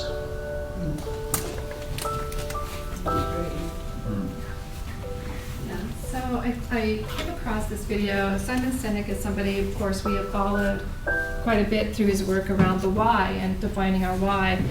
But this one in particular spoke to me about our journey. I mean, 18 years in, maybe those first 5 years I could do it all myself, maybe.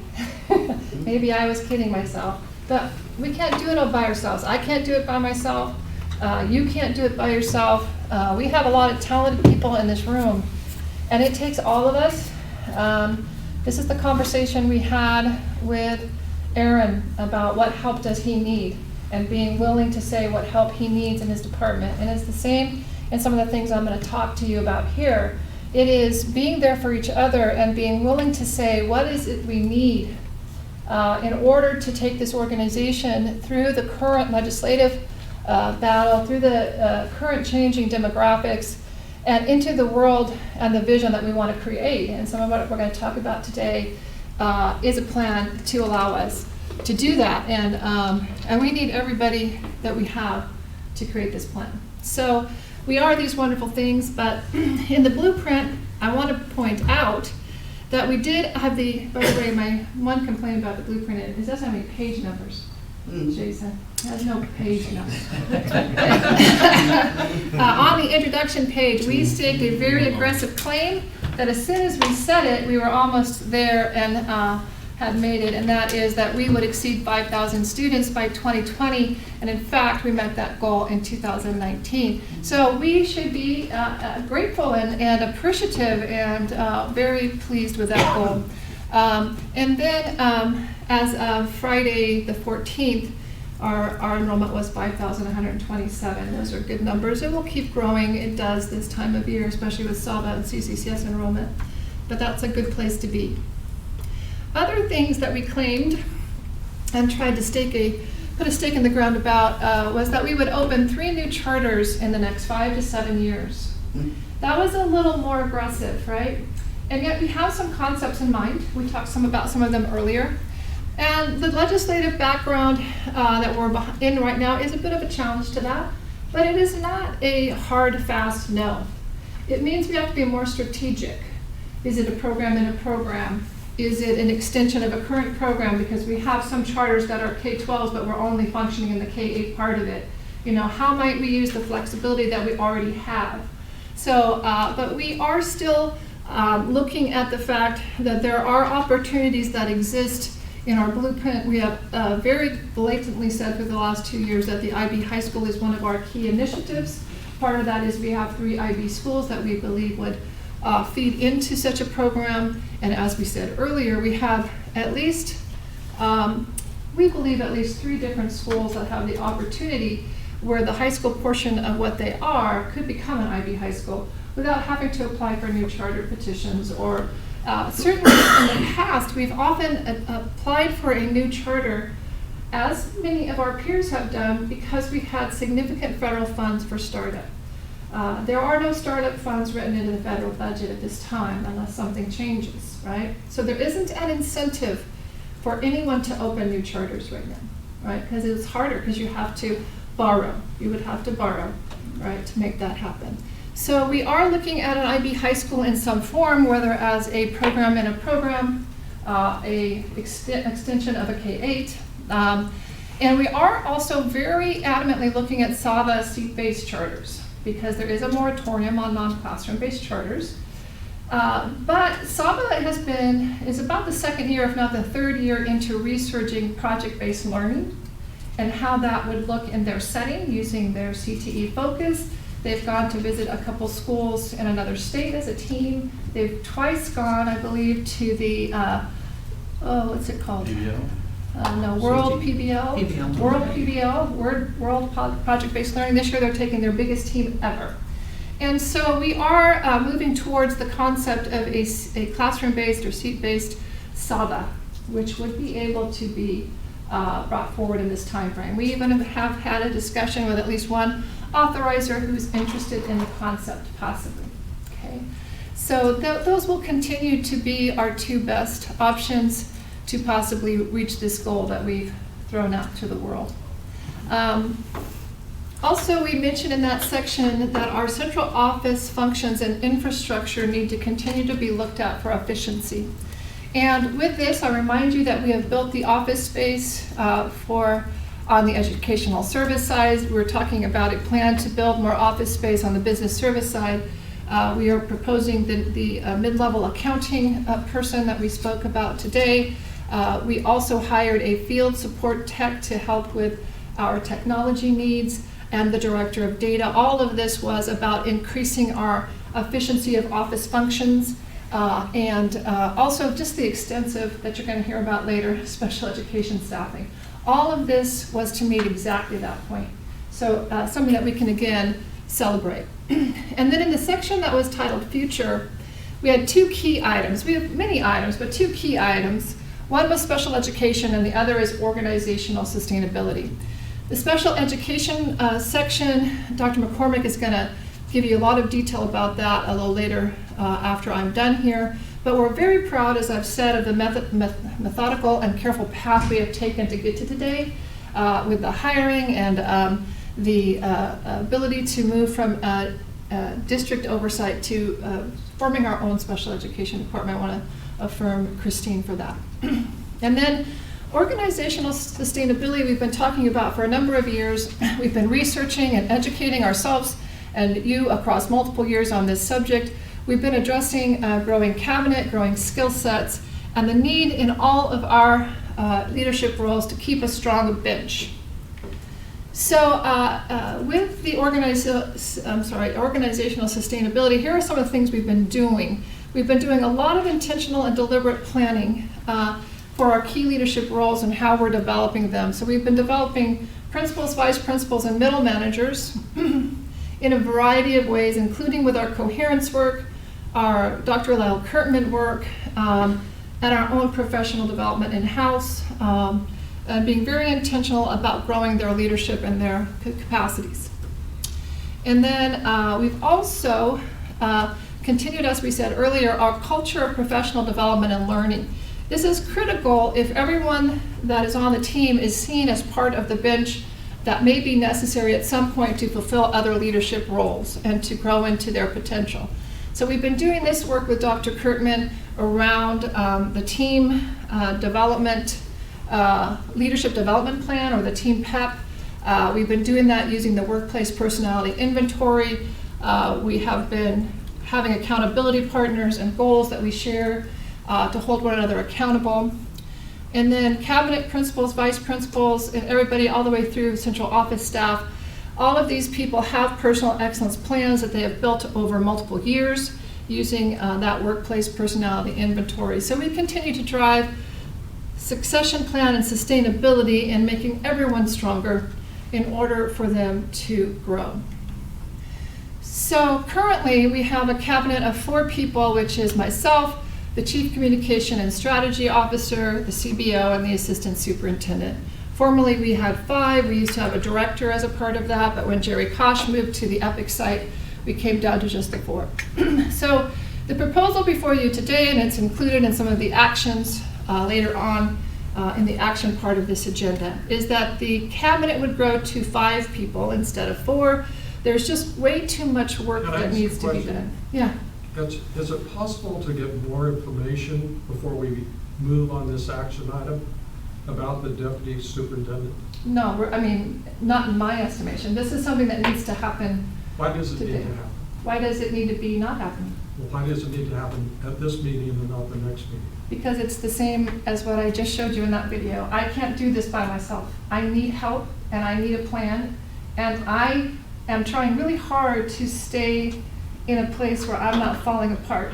But I would tell you that I have spent a lot of time and energy to look for what you as a board have asked of me. So you as a board have asked of me, if you get hit by a bus or you take that sabbatical you were promised, how will this organization in a temporary role, how will it manage? So I've created what will work if I take a sabbatical or I get hit by a bus, which is the deputy superintendent and the cabinet team would run this organization. But there has to be a person who's capable. The only person that's capable in this room, if I'm not here, is Jason. He has the political, he has the historical, every item in the deputy superintendent job description he already does. And that's the only way that we can function, and I need a break. Okay, let me point out, we're all advocates of charter schools here, all of us. If there is one, speak up. And we've spent a really great deal of this meeting and retreat talking about the new state laws. We were hammered last year, people. It was close call. They could have done much more damage. And one of the recurring themes that came out of that legislation and why it passed was the fact, transparency. There was this, and whether it's true or not, charters are accused of not being transparent, not following a process, a traditional. We've been in traditional schools. We know how the process works. And we've generally attempted to follow that in most cases.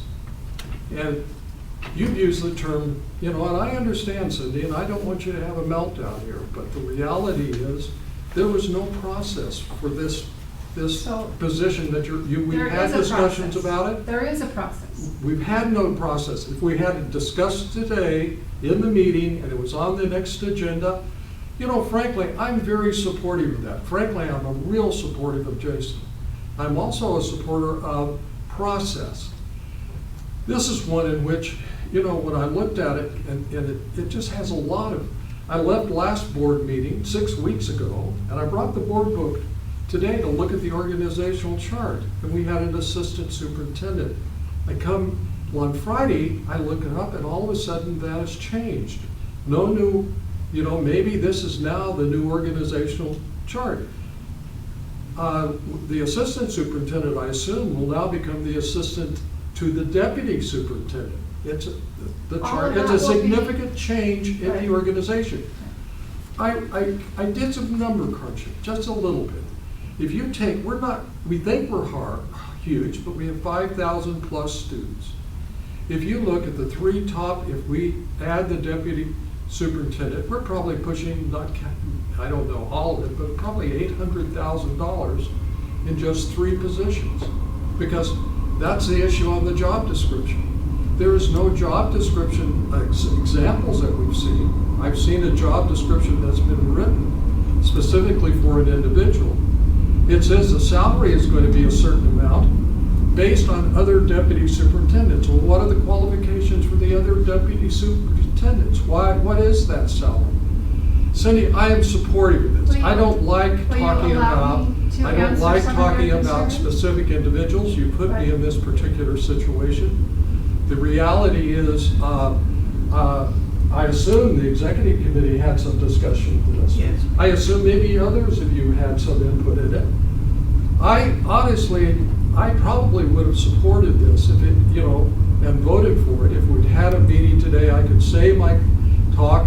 I understand, you know, I'm not going to get into all the certifications and so forth, but the reality is this had no process. And you May- put me in a really May I awkward speak with situation. you, please? So, let me tell you the process that has been followed. So, at least 6 months ago, I met with every single one of you individually about the current staffing and about proposed thoughts of how to change it. I gave you some of my thoughts then. You disagreed with my thoughts then. You were very upset with my thoughts then. My thoughts then were exactly what I'm presenting now. They were not. Your thoughts were you would retire and you were creating a model. Don't put me in a situation that you told me. You did not tell me that. You told me you were retiring soon. I am. And you said you created a model. It was a dual model That was with one of the dual models. leadership, an educational leader, a political leader, and a person that could handle the community. I looked at that model and I said, we can't have that type of model with dual leadership. It won't work. We need to have, I don't care how you work it out, but it would be nice to have a discussion about what is a possible leadership model. So I had that discussion to the best of my knowledge with each of you, and I gave each of you 2 different models. One was the co-leadership model, which you did not like. Others also expressed concern with a co-leadership model. I also discussed this other model. By the way, just for the whole world, since we are on tape, I am not retiring at this moment, but I would like to before I pass out. And the concept of how to meet the board's desire to have a succession plan of some kind for both the short-term need to maybe have a sabbatical for my own care,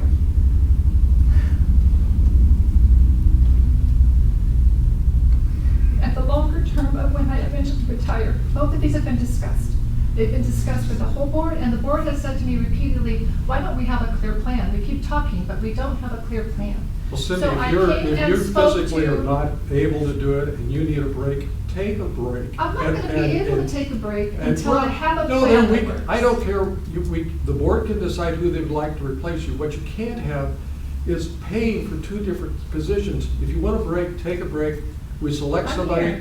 you take a sabbatical or whatever it is. That's already written in. I've already been approved to have And a so sabbatical, but I that can is take it. perfectly I fine. cannot leave the organization until the organization is in a place to be led, and right now it is not. That's The why we're doing organization this will be work. fine, Cindy. I want to come back and be clear, executive committee. Did we not discuss this numerous ways, numerous times, and this is how we best felt Yes, we did. this would work. We talked about the individuals, why we felt it would work. This is the same process we have used for every position I have brought to you, because I am your employee. And if you read anything about our work together, your job is to hire me, fire me, evaluate me, but I need to be, and everything says I have the power to create the organization that I need to do the work that's needed, and that's what I'm trying my best to do here. That would be fine. I would be more than happy to discuss this today. Let's postpone the voting on this until the next board meeting. I'm certainly probably going to be outvoted today. If we talk about it and really get into analyzing it, and you answer the questions that I have today in detail, I think I don't understand the crisis about why it suddenly had to be. What question can we answer for you? We should answer it now and take care of it right now. What's the question? All right, I want to see an organizational chart. Okay? I want to see an organizational Very chart good. with a new individual in it. Very I want good. to see job descriptions for It's deputies, attached. no, others. That one We're is paying from- the individual That is based from on, a superintendency in the area. okay, Deputy we're superintendent. paying the individual based on salaries in other districts. I want to see Right what now, their the credentialing is individual is going to required, be and I'd paid like to see exactly what what their he's salaries currently are. being paid. Yeah. Because we're asked to pay for this without seeing. Right now, we are paying him exactly what he is currently being paid, no change. His Well, that isn't job, what it says in the board agenda. that's what will happen eventually, because there isn't a line item for this. It doesn't But say that today, eventually, okay. would you like, I mean, this is why we're having a conversation. Okay. What I have made clear to HR, to cabinet, and to the two individuals is they're having a title change, a job description realignment, and their salary will remain just as it is right now. And that's what you expressed to the That's what I executive committee. see. And the executive committee had felt no need to share with the other board members? Or did you share with the other board members? No, we did not share with the other board members because it's coming today. And because there are Brown Act Yeah, it's issues coming around today. serial sharing of information. And the other issue is, I want to look at, the other issues I have are ones that I really hate to get into specifics about, but I guess if you really want to talk about it. I can see models where you do not need an individual who is experienced in the classroom or has an administrative credential or has a teaching credential. I have neighbors that accuse, one of their criticisms of charter schools is that they have people teaching or working with students who are not credentialed. Everyone in here has heard that. That's one of the arguments. And so what I'm saying is I'd like to see in those job descriptions, okay, how is this model going to work? And that, it would have, I think, probably would have disagreed with you, but not as intensely if I'd had the courtesy again of you calling me or emailing me. My phone So, works. to It be all honest, works, Cindy. You just never I did come and meet contacted with me. you one-on-one, and you attacked me the same way you're attacking I me did right now. not attack you at all. When I met with you at the Starbucks to talk about solutions, you were irate, you were emotional, and you pretty much That walked is out on untrue. me. That is untrue. You took a napkin out and drew a model for me. And I very rarely get irate, and I did not walk out on you. And frankly, I thought it was a good discussion. I know you were unhappy with me because I didn't like the one model with the dual leadership. You did not present me a model with a single leader. But when all is said and done, I'm one vote. But I appreciate what you put up there about the responsibilities of a board member. So I feel, and I feel very strongly about it, that I am fulfilling my responsibility as a board member for that discussion. I feel that you should have Let me end with that this. ability. If you feel that emotionally distressed, or you feel that you cannot handle this, you need a break, I strongly urge you, for your reasons of your health and your mental health and for your future, take a break. Take a break. Take sick leave. Go off. And probably we would organize a sabbatical as a board. You have already approved a sabbatical for me in my contract. It was already discussed with everyone. I think we did. So I already have We one did. in there. All right. Yes, we did. I know, I remember. I am feeling, as you can tell, a little emotional about this. I feel like you know, this has been a little high energy, but I want to step back and I want to say, and I have said it to you before, I think we should be able to have discourse. I think we should be able to have polite and respectful discourse with one another, and we should be able to disagree with one another. But I strongly feel that I have done everything I can at this point to create this new cabinet structure in a way that will support the success of this organization today and in the future.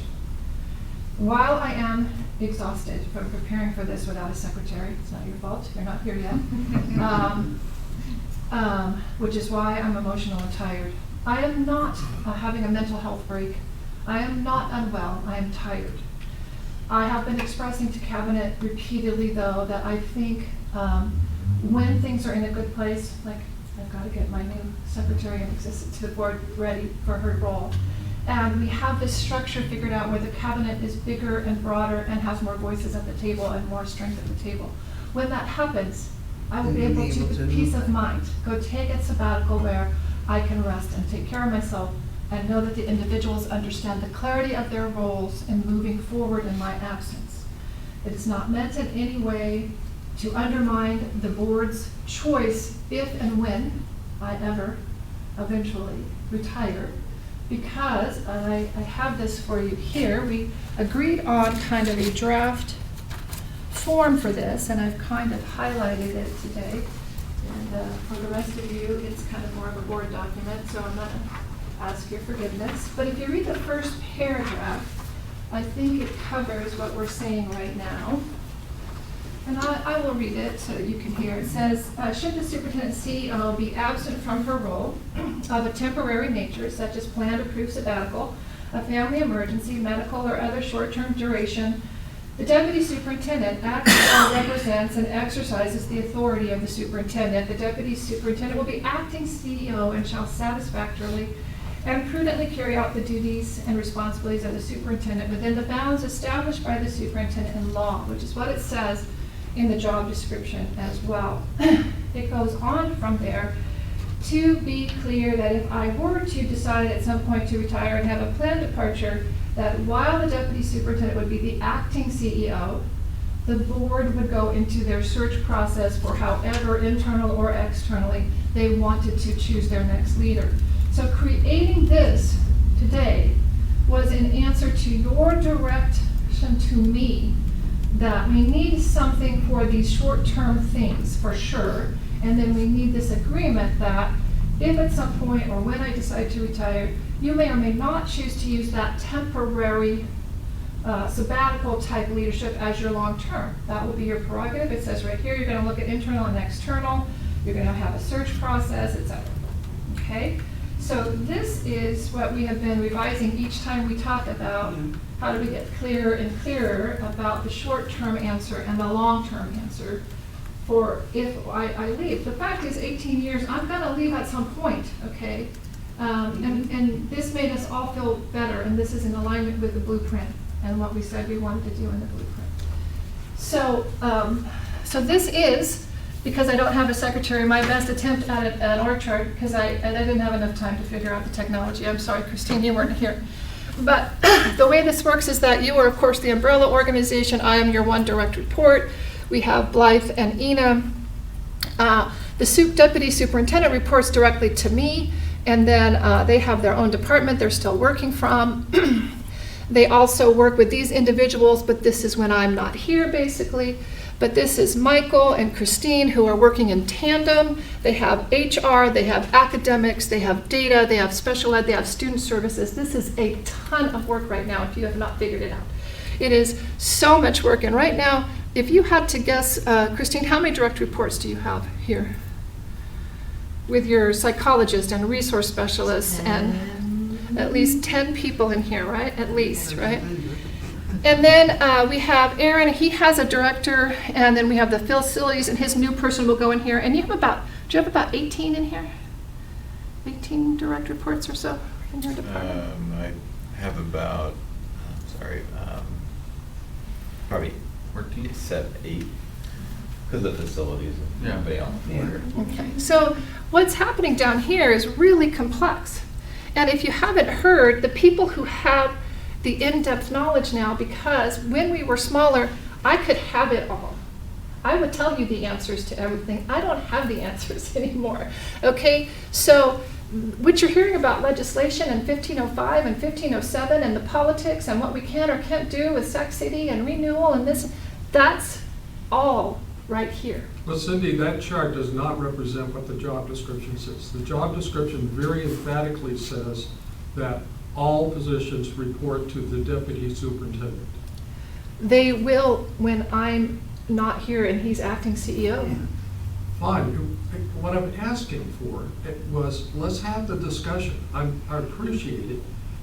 It's hard to show up at a meeting, again, with the transparency issue, where on the same agenda, as a matter of fact, we're approving a position, an individual for a position where we haven't even approved the position for a major position in the organization.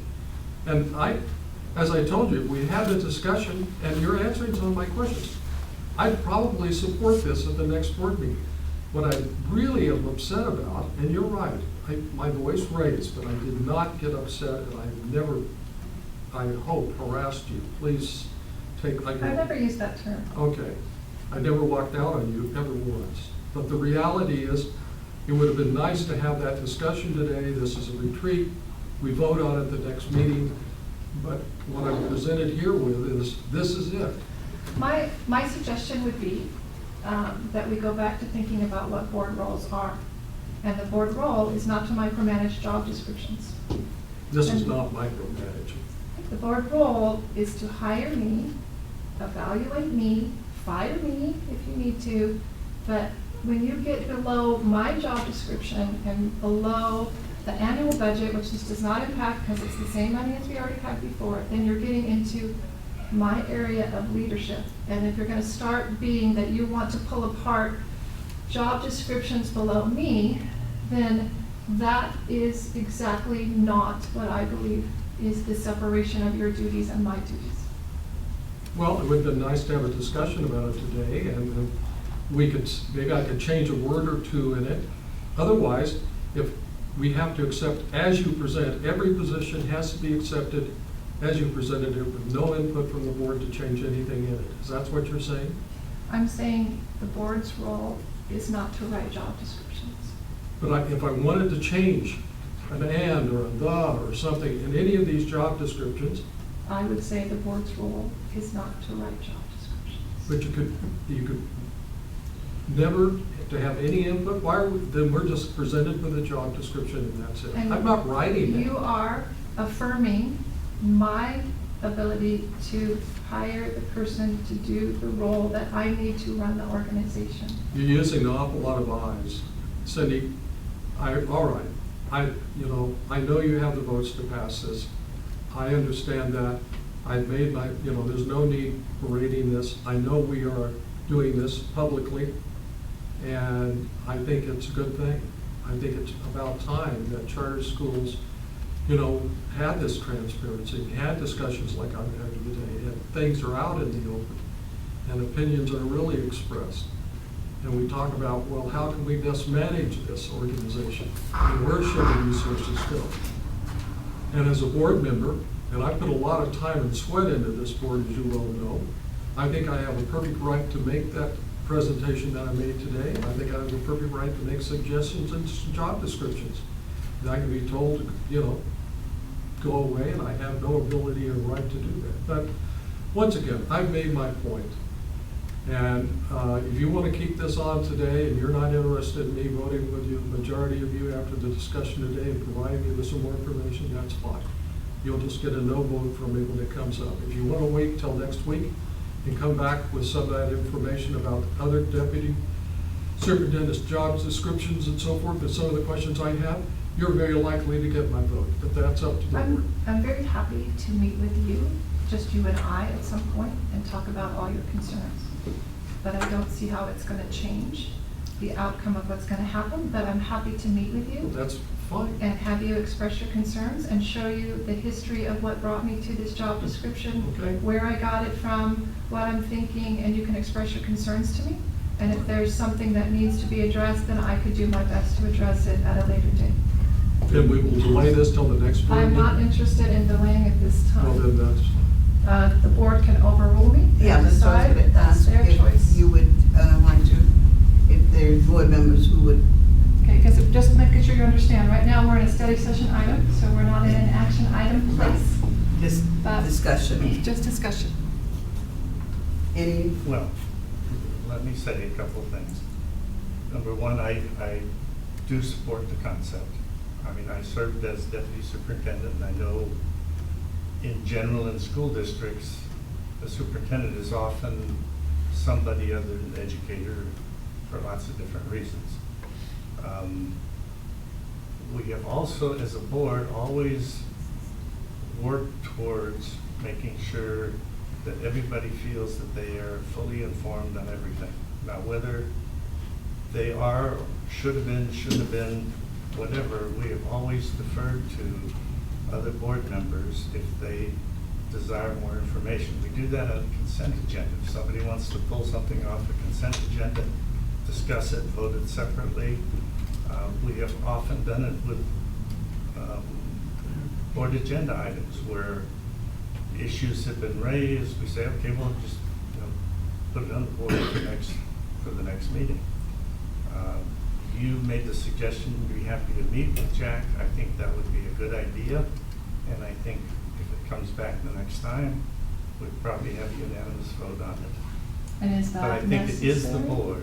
I think Okay. it is the board's prerogative, as you went through the stuff, Right, to set the limits right. on how the organization operates. And the setting the limits means setting the major characters, the major discussion, and that type of thing.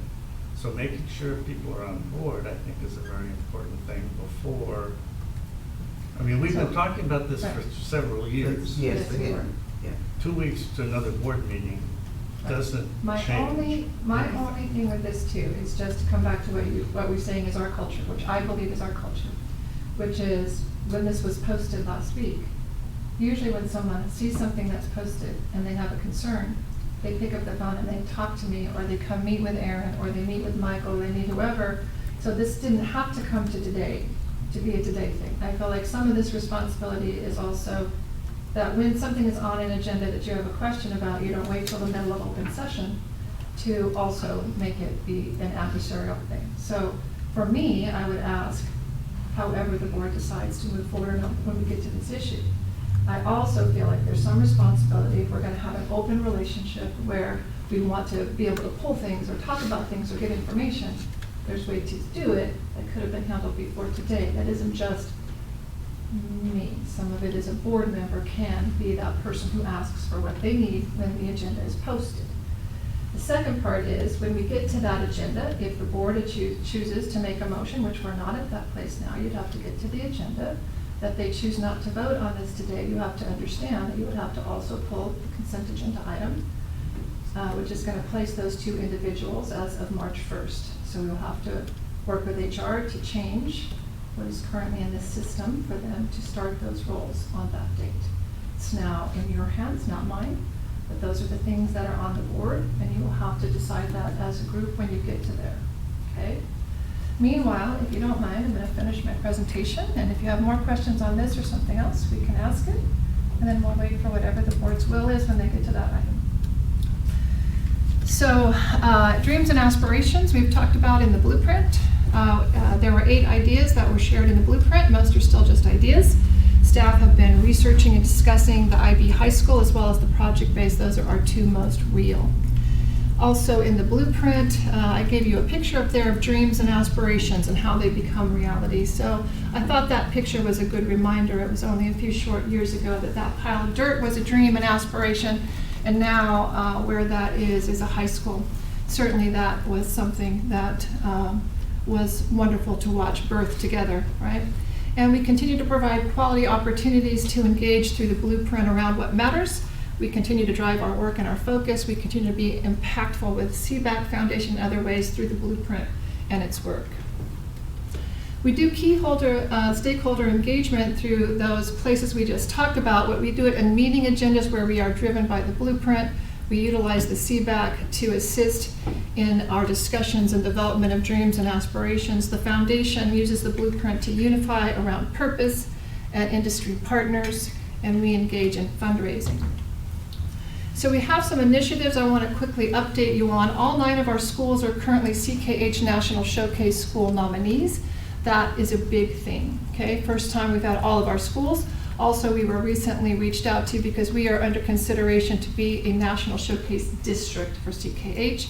We are expecting a visit next week. These are things that we should be celebrating. They aren't that common for that to be happening. Very much want to give kudos to the principals and to cabinet who make that happen. Coherence work, all 9 schools are named within the district on the move within Innovate Ed. Everyone's making progress, albeit differently and in different ways, but they're all making progress. We are very pleased that GIS and possibly CCS Elementary are being considered for inclusion as case studies in a publication called Schools on the Move because of their work with inquiry cycles in the coherence process. Dr. Kurtman has been working with us for 5 years using the WPI and his 7 competencies of leadership. In our second year, we are now in our second year of developing GCC teacher leaders, which is quite innovative, very exciting. I currently have 20 passion project outlines in my email to go through. They're very excited about growing their leadership by creating passion projects on their sites. Also, we're doing a lot of work innovatively to marry the leadership development of Dr. Kurtman with our deep learning and inquiry around coherence. Social emotional learning has been one of our key initiatives. And we are going deeply into it this year, and we'll continue that work into next year, as well as our work with flexible learning spaces. I would say approximately 70% to 80% of our school spaces have flexible furniture in them, and we are continuing to look at strategies for how to utilize those. And we keep exploring dreams. There's the thought of our WIOA work at SAVA possibly being able to be made to be more real, and that it would provide a WIOA status for SAVA at some point. Those are some things we're dreaming about and researching. We've also had some recent discussion about creating our own teacher pipeline. What would that look like to grow our own teachers, be able to train our own teachers? Some of our charter schools have been able to do that. We've already done some of that work with Brandman in the special education credentialing. As always, even though it makes Mr. Business cringe, we're often talking about preschool. We really think preschool is an area we should expand into. Previously, we mentioned that the EPIC building in West Sacramento, we'd really like to expand to the first floor. We would need more enrollment to make that happen. And we mentioned the outside restrooms, which was a very interesting eye-opening experience. When we looked at that strip and we started doing all the planning, we thought, oh sure, we'll just put this nice stuff in here and there'll be a bathroom so the kids can play and go to the bathroom. And then the city or the county told us that we had to put it in as a permanent structure. We thought we could do one of those restrooms that was like a trailer, but so much for that. So it was how much money we thought about? $700,000 or something for that? About $700,000 so that they can go to the bathroom outside. So we thought maybe we'll wait on that. Maybe we'll wait on that part. So, and the ... is we continue to dream and are excited about our dreams. So, but the section I really want to add some energy and time to is the diversity, equity, and inclusion work that we're moving into. I think this is a very, very important best practice area that we are moving into. So I like this quote from a book that I'm currently reading called Shattered Inequities.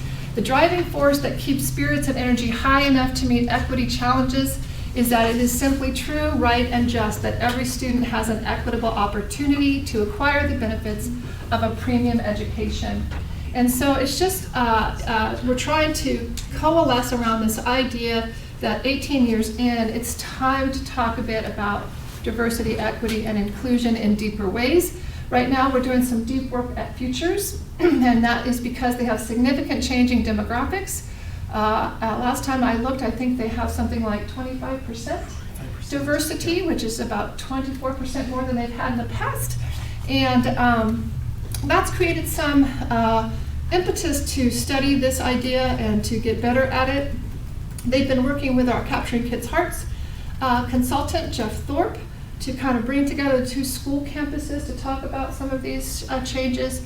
They've also done some norm setting with the Future Management Solution consultant, John Pierce, which is also a bit about how do we be with one another in this site.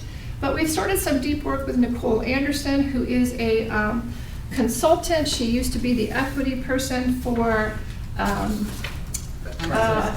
I could get there, AXA. And we are going into a contract with her specifically in the next not 6 months, more like 4 months now. 4 months at Futures to do some work around. They're doing a leadership book study. They're going to have some focus group work with stakeholders, create a belief statement as a Futures staff, and then work with diversity walkthroughs. Have I hit most of the big areas of it? Okay. So we're real excited about that kind of launching Futures a bit.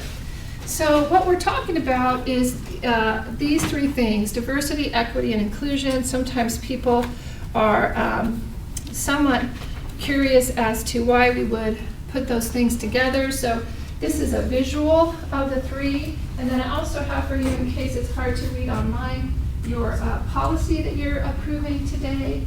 And it is a best practice policy around diversity, built off of some other ones that are out there that are considered some of the best. Don't know if you had a chance to read this on your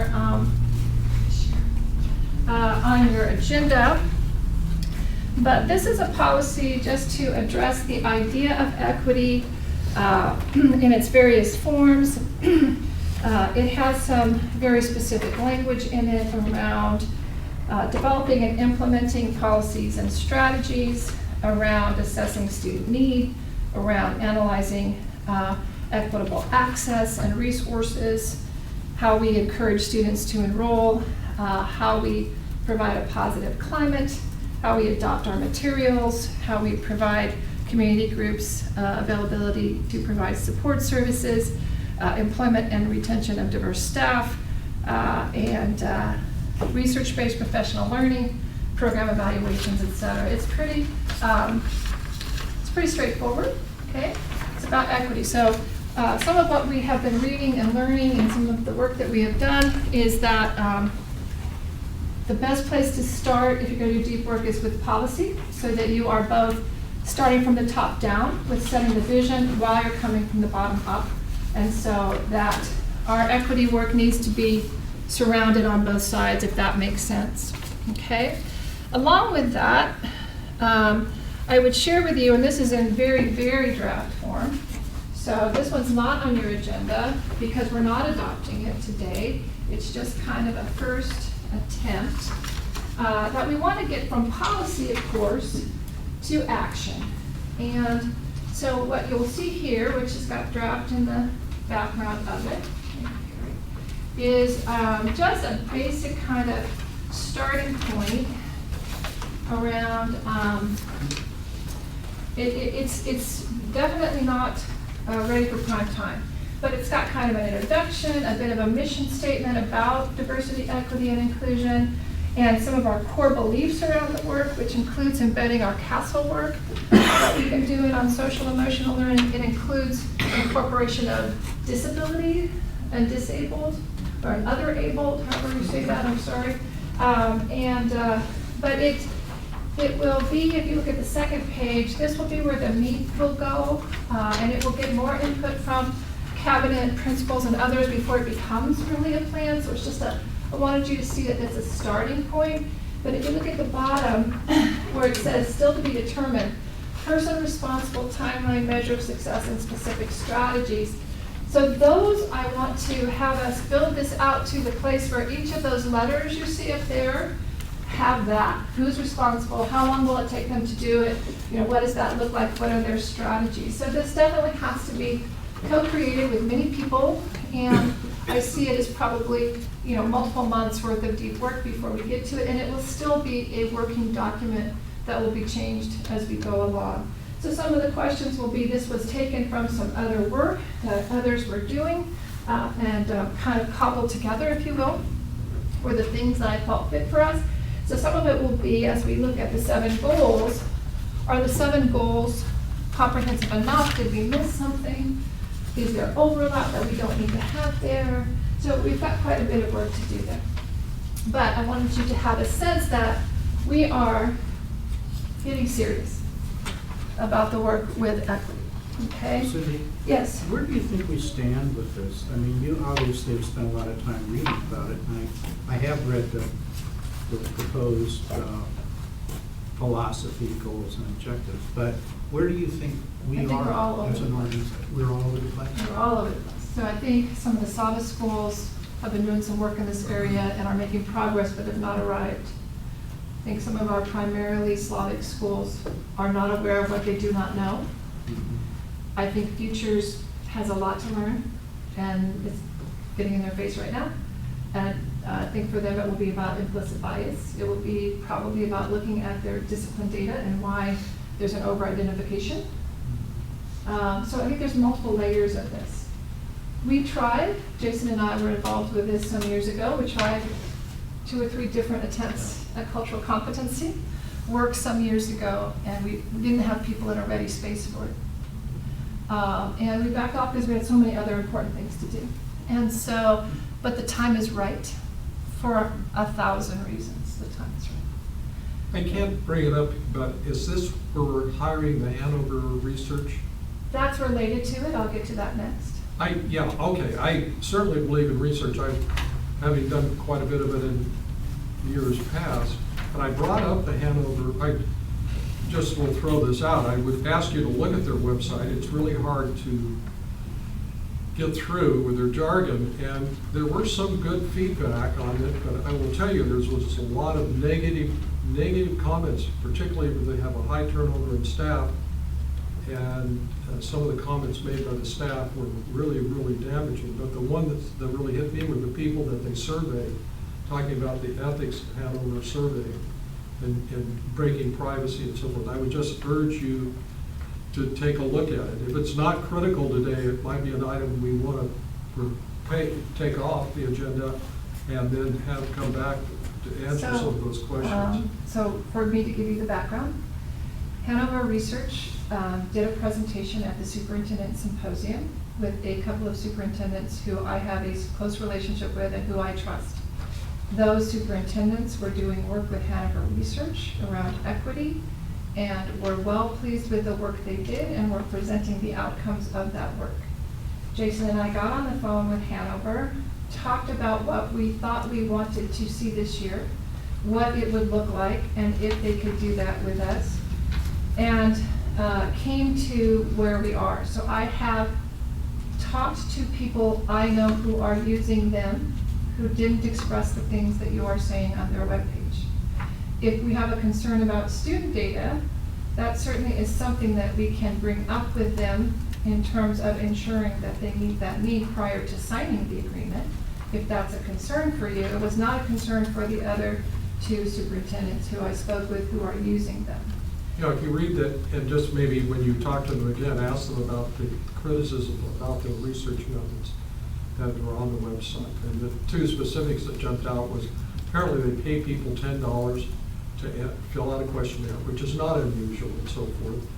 But somehow that was manipulated. And then secondly, there was issues of privacy about Hanover using. So, you know, I just. Well, let me tell you where we are with it. So we've had 2 very lengthy conference calls with them. There won't be any paying anybody to fill out anything. But what will be part of this is we will define the scope, and they will do both quantitative and qualitative data collection in our organizations. They will stratify the information by the GCC and by school. The information will include information probably gained by surveys to our stakeholders, not outside stakeholders, internal stakeholders, being parents, staff, teachers, who am I missing? Leadership. So there will be surveys. No one's paid for the surveys. It's not out there looking for data. It's in here looking for data about equity and perceptions of equity and safety and inclusion and differences and respect. And then there will be task focus groups so they get qualitative information from those same places. We will bring the data together, and Cabinet will look at the data with Hanover to say, what do we think it means? We will then have a full a day with Hanover Research, June 11th, with all the principals and vice principals, to look at the data, to talk about what any trends are, to say what we think it means, to have them reflect on what they think it means. And then for us come together with Hanover on resources, research, and possibilities for how to address what people are experiencing as their equity and diversity areas of need. So that's our plan. And then, so that's June 11th. And then we would have ongoing work after that with the plan, which would be in alignment with what I've shared with you with the policy and the draft strategy plan. We would dovetail the work of Nicole Anderson at Futures into this.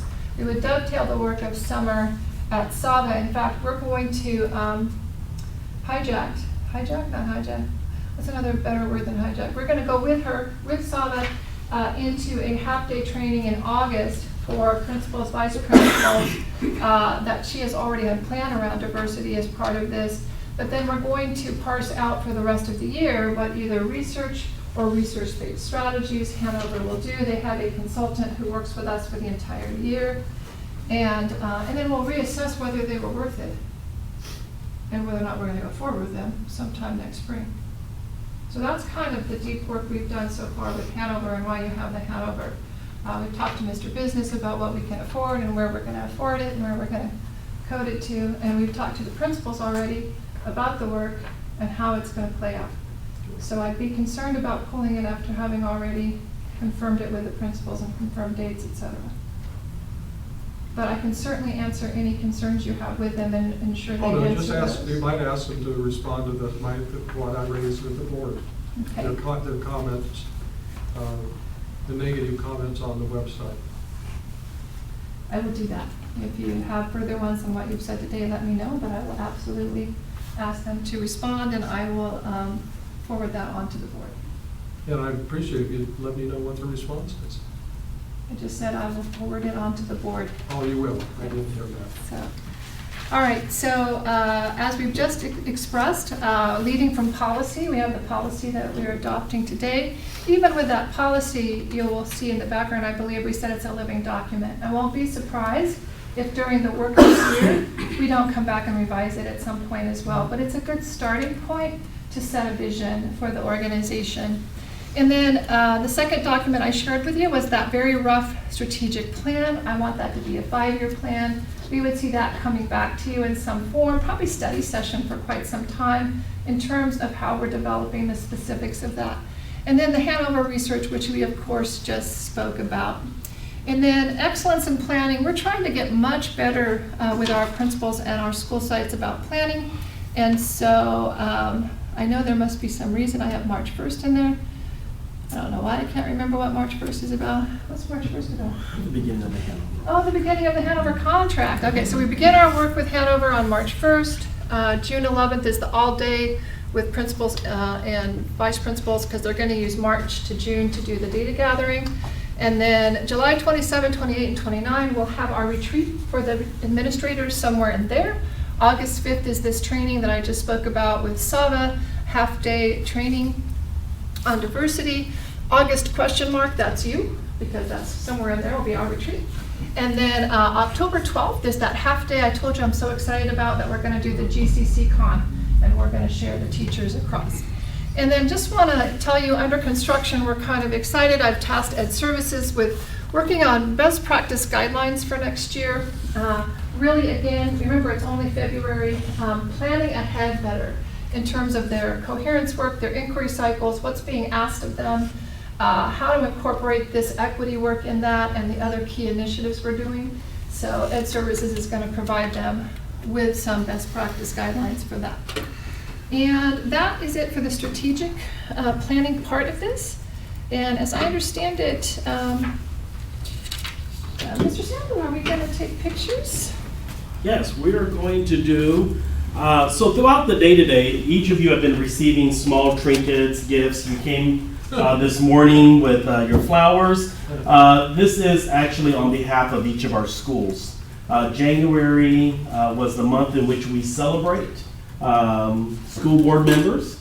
And so, as we traditionally do, we wait until the February retreat when we have the all day to give you sweets and all the good stuff. So that is what the gifts have been today, is just gifts of appreciation from each of our school sites. Thank you. So what we're going to do is I have one more item I need to give you, and I would like for all of you just to meet me over there under those wonderful banners of our school, and we have something for you. You want me to get that? Sure. Where are they?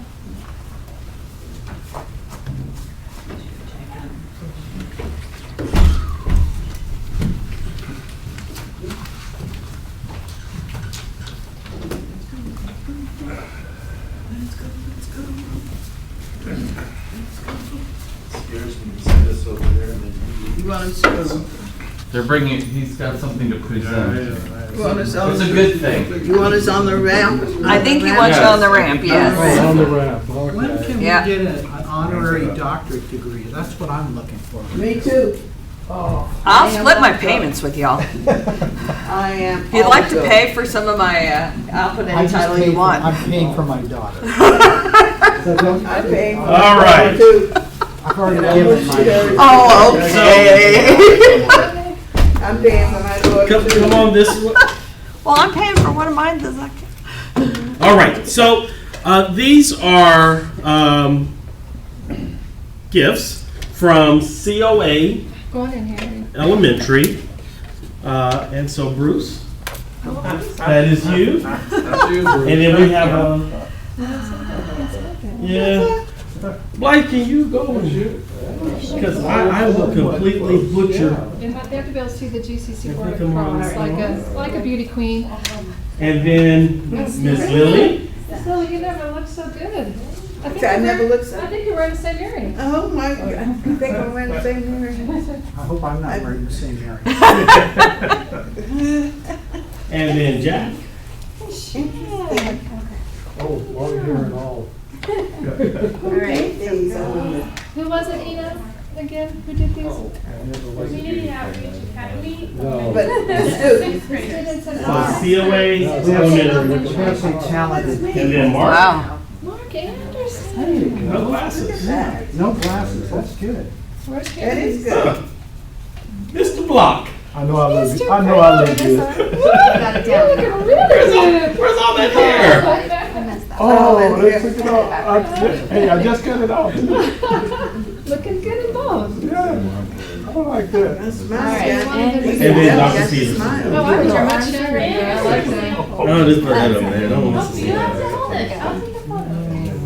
All right, board, if you'll kind of get together. Yeah, please hold those. Very good. Turn your. I'll take my glasses off because I'm not. I'm about to say, you don't have glasses in your sketch. All right, there we go. Kind Can you of. get 'em off? All right, so What about kind Aaron's little? of angle it down. There you go. Because I'm getting a glare. Oh, from over there. Very well done. Very nicely done. All right. You're getting a glare in your 1, head. 2, and smile. Not my head. 1, 2, and smile. He All said right. on his And then head. Dr. Peterson, if you'll get over there with I'll be happy to. Mr. Block and. Just make sure you get back far enough, because you were cutting off half a lily. I don't want you to cut off my best half. You sure? Don't cut No, off Lily's mine in there. half either. She's there. We all live. Okay, 1, 2, and 3, and then there's one more for. Make sure we got it all good. All right. Very well done. Yeah, I look a lot younger here. I definitely look a lot younger. Like a knife. Oh. Oh, you want to take it off already? No, no, I took my jacket off. I didn't- Okay. I'll take it. Make sure the color stand. Michael, You're supposed to wear these for the rest of the day. like the bus, Holy Right. Oh, yeah, we just need to enlarge it by about Do you want to keep yours on? 10. Thank you. The school down south, for like the founders, they had murals on their walls. They were not even pictures, they were like printed on the walls. With like frescoes and all this weird stuff. It was very Ray, in interesting. order to stay on task, we really need to move to special education. Okay, I wasn't sure if I was next.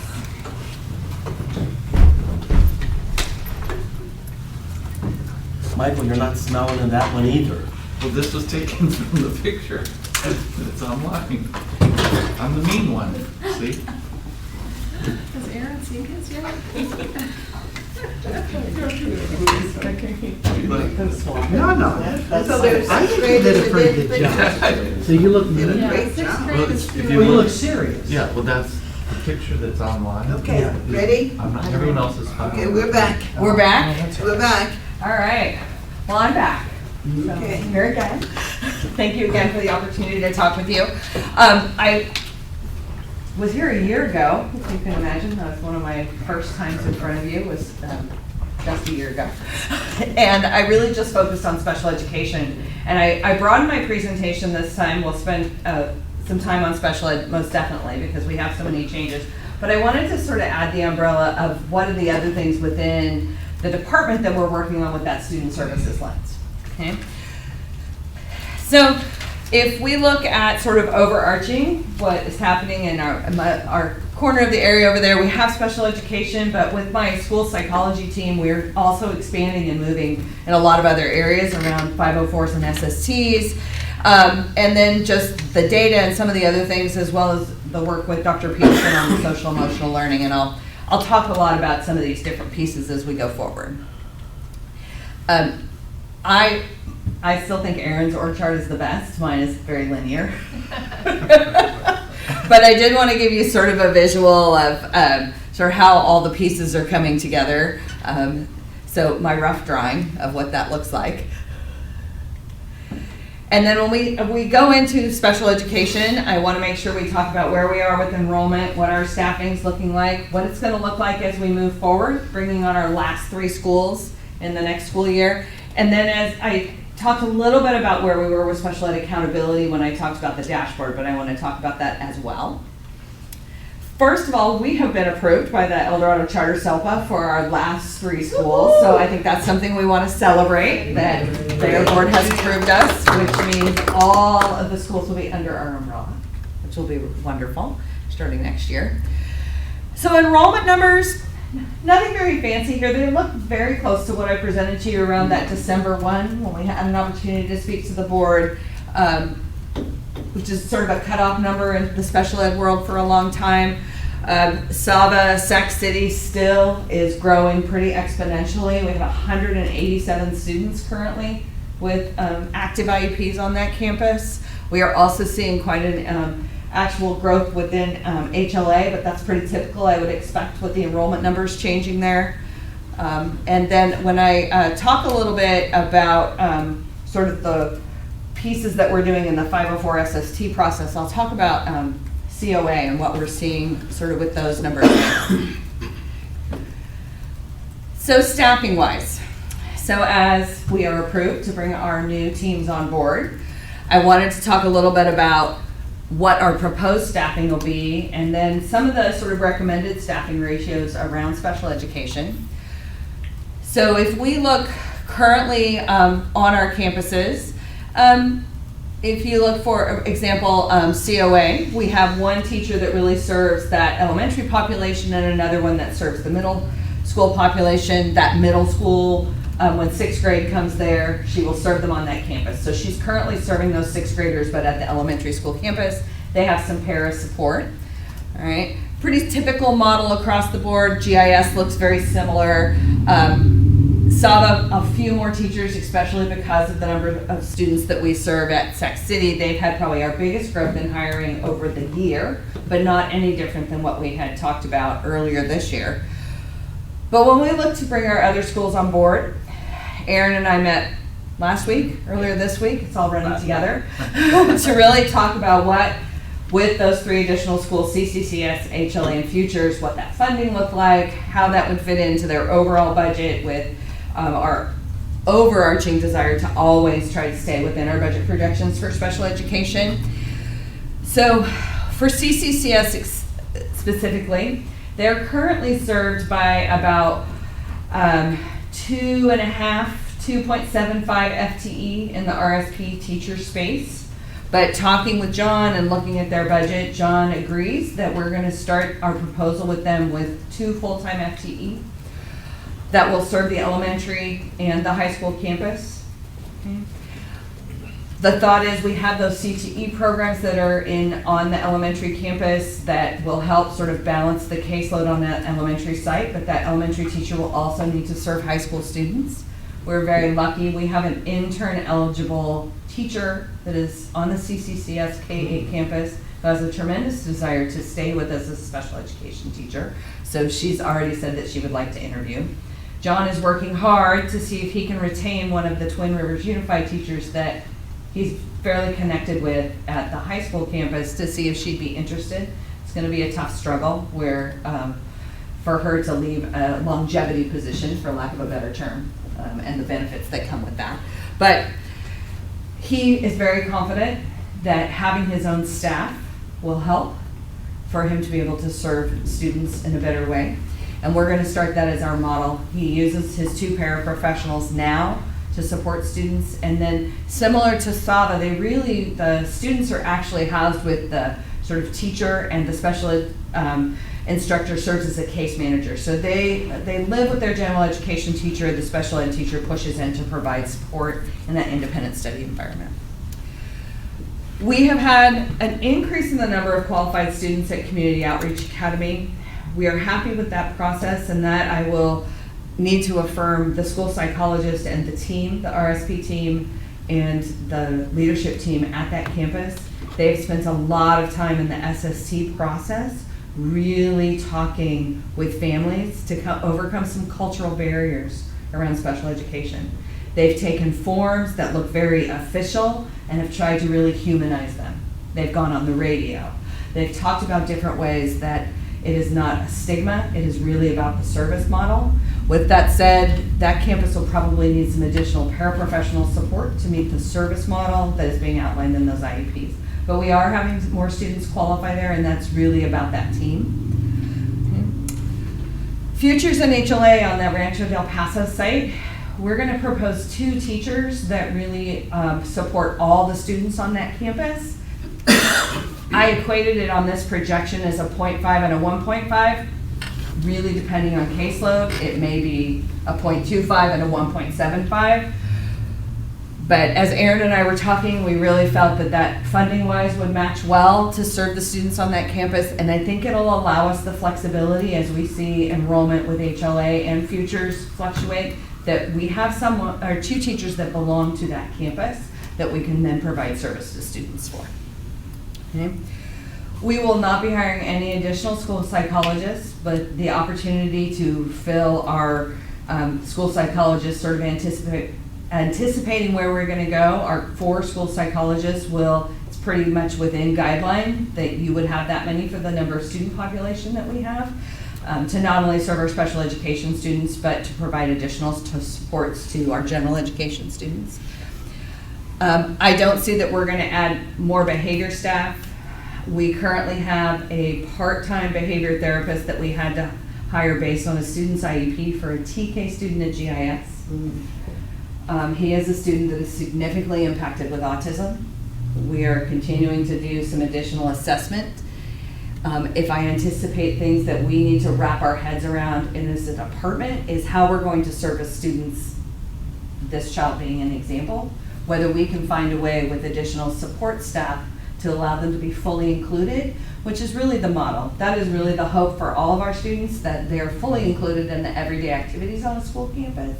And by providing additional behavior support, would we be able to give him enough support to be able to access his education? But I would say similarly, we have some of those same challenges about equity and access for students that you would see on an SDC classroom or a special day class that are spattered sort of throughout our campuses. What does that look like? How do we best support those students and meet their needs? It's when you have 1 here and 2 there, it becomes difficult. And so how does that work best financially is how do we best support them? So those are conversations that the school psychologist team and I are having so that we can really sort of try to find, are there some general needs that we can support different ways? But those are things I think as I look forward that we need to sort of figure out organizationally how we're going to best support students. On the SAVA campuses, I'm thrilled with that team and their work developing a certificate of completion track, really working closely with the CTE programs to meet the needs of students who come to us automatically with the need for a functional diploma. So they've spent this year working on that. As we bring CCCS on board next year, continuing to refine that process to see what that looks like for us. And then, I can always talk to Mr. Business about opening our own adult transition program if he doesn't want to do preschool. No? And are you looking at self-contained SDC classes? Okay, here's where I struggle. I'm struggling. I'm struggling because our idea is full inclusion. So in order for us to functionally hold a self-contained SDC class, I'm going to have to take a student, for example, there's maybe 2 at Epic and 1 at GIS. That's what I'm talking about. Yeah, so do I bring them all together to a Yeah. single spot? I see some value to doing that. I see some value of being able to sell seats in that program if we didn't have enough seats to some of our fellow charter schools who are in the same position we are, trying to find places to serve those students. So I could run it similarly to what you would see in, say, a county office where people buy a seat. Is that a better financial decision versus hiring additional paraprofessional staff on a campus to support those students? Those are things where I've asked my school psychologist team, our next meeting, they're coming back to me with that. Who are these students? What does their service model look like? How do we best develop a process? Yes. You said you weren't recommending hiring any new staff. Just the 4 for our Just program, 4. yeah. Is that enough to serve this growing population that we have? We believe so. You do? Okay, that's, Mhm. because I I do. think that's what happens to traditional schools is their systems, staffing gets overwhelmed, and then the quality of the service declines significantly. So there's some things I'm considering in my mind in some of this. We're lucky we often, because of special ed, share staff across programs. Okay. So I would say if I look at the EPIC model, almost half of that caseload are speech-only students, which means they're not needing direct RSP teacher support. So could I use that RSP teacher more effectively to help balance some of the caseload on another campus? I think there's an opportunity to do that. Especially we already have a pipeline campus that sits on the EPIC campus, and students very often need support in that process. So those are some of the things to try to have that balance without pushing us too far down the wrong path on the budgetary train, is how do we best serve students with what they need. So, yeah. I included the FCMAT staffing guidelines. Cindy shared a great document with me that they've really put together. Just to I wanted to get a feel about where we were. I would love to hire our own speech therapist. No district can do it either. But we have some a great contract speech therapist. We currently have 2 speech therapists and what's called a SLIPA, which is sort of an assistant. They're, for lack of a better term, less expensive than a speech therapist, work under the supervision of a speech therapist, but provide all the therapy. So already talked with that agency a little bit about how we're gonna pick up our additional speech students, maybe with some more SLIPA staff that they have, so it's a great team. We added another service provider since the last time I talked to you. We had a student enroll with us that needed assistive technology services. So because we have such small numbers, it makes more sense for us to use a contract agency. So Easter Seals in our area also provides AT services, so they are providing our occupational therapy and now provide that assisted therapy. The school psychologist came to me the other day and said, we might have someone that needs some assistive technology that actually needs the educational technology component. And I chuckled because one of our teachers went online and looked what he needed to do to get the certificate to do that. So that's, I think, one of the great parts of the team that I work with is they all think of different ways that they can come up with to serve students too.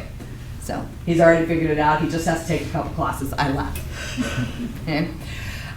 So questions on sort of our proposals as we move forward. It's going to be messy, I think, a little bit, but I think we have at least a good starting plan to see where we go. So It's impressive. It is impressive. okay.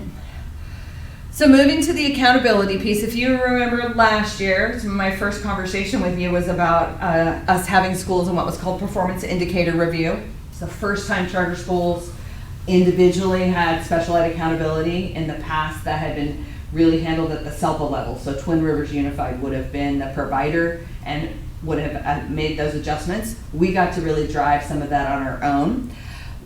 We moved from our 5 schools last year into 3 schools this year. Okay. Continued work at CCCS. I think we have a lot of opportunity to continue to focus on taking the plan we started last year and growing that. They've now changed the name from Performance Indicator Review to Targeted Assistance.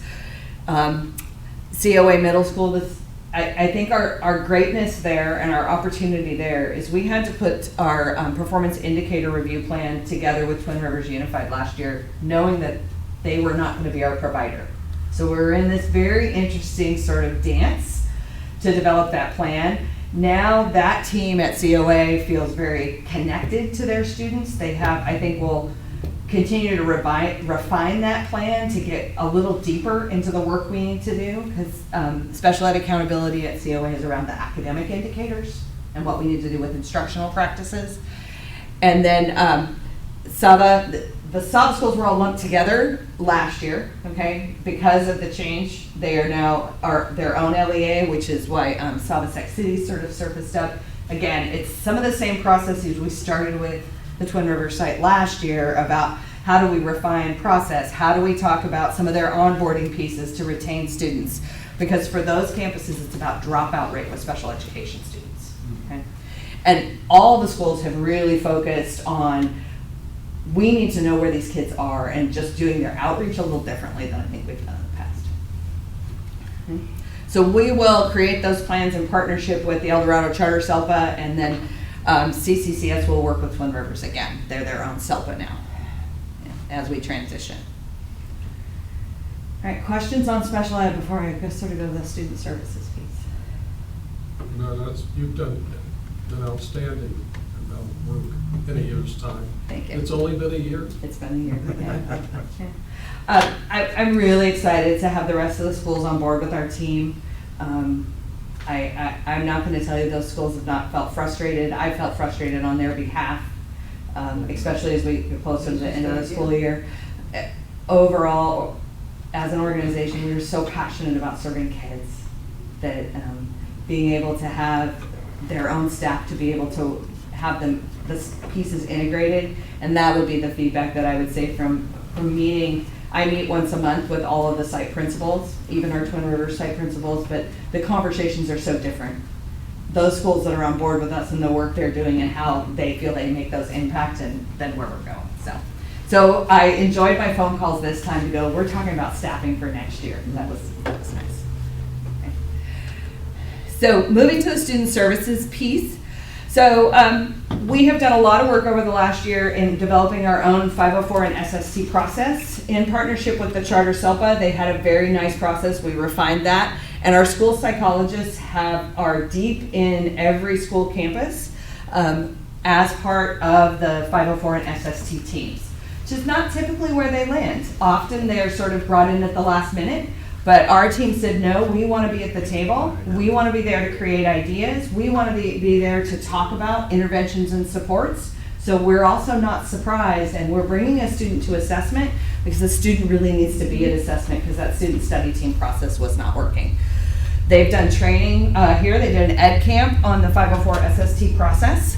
So that's just having our own school psychologists allows us to have that leverage and that commitment that is more than, they don't want to just be assessment machines. They don't want to just assess students for IEPs. They want to be involved on the school campus. And we've made a lot of movement there.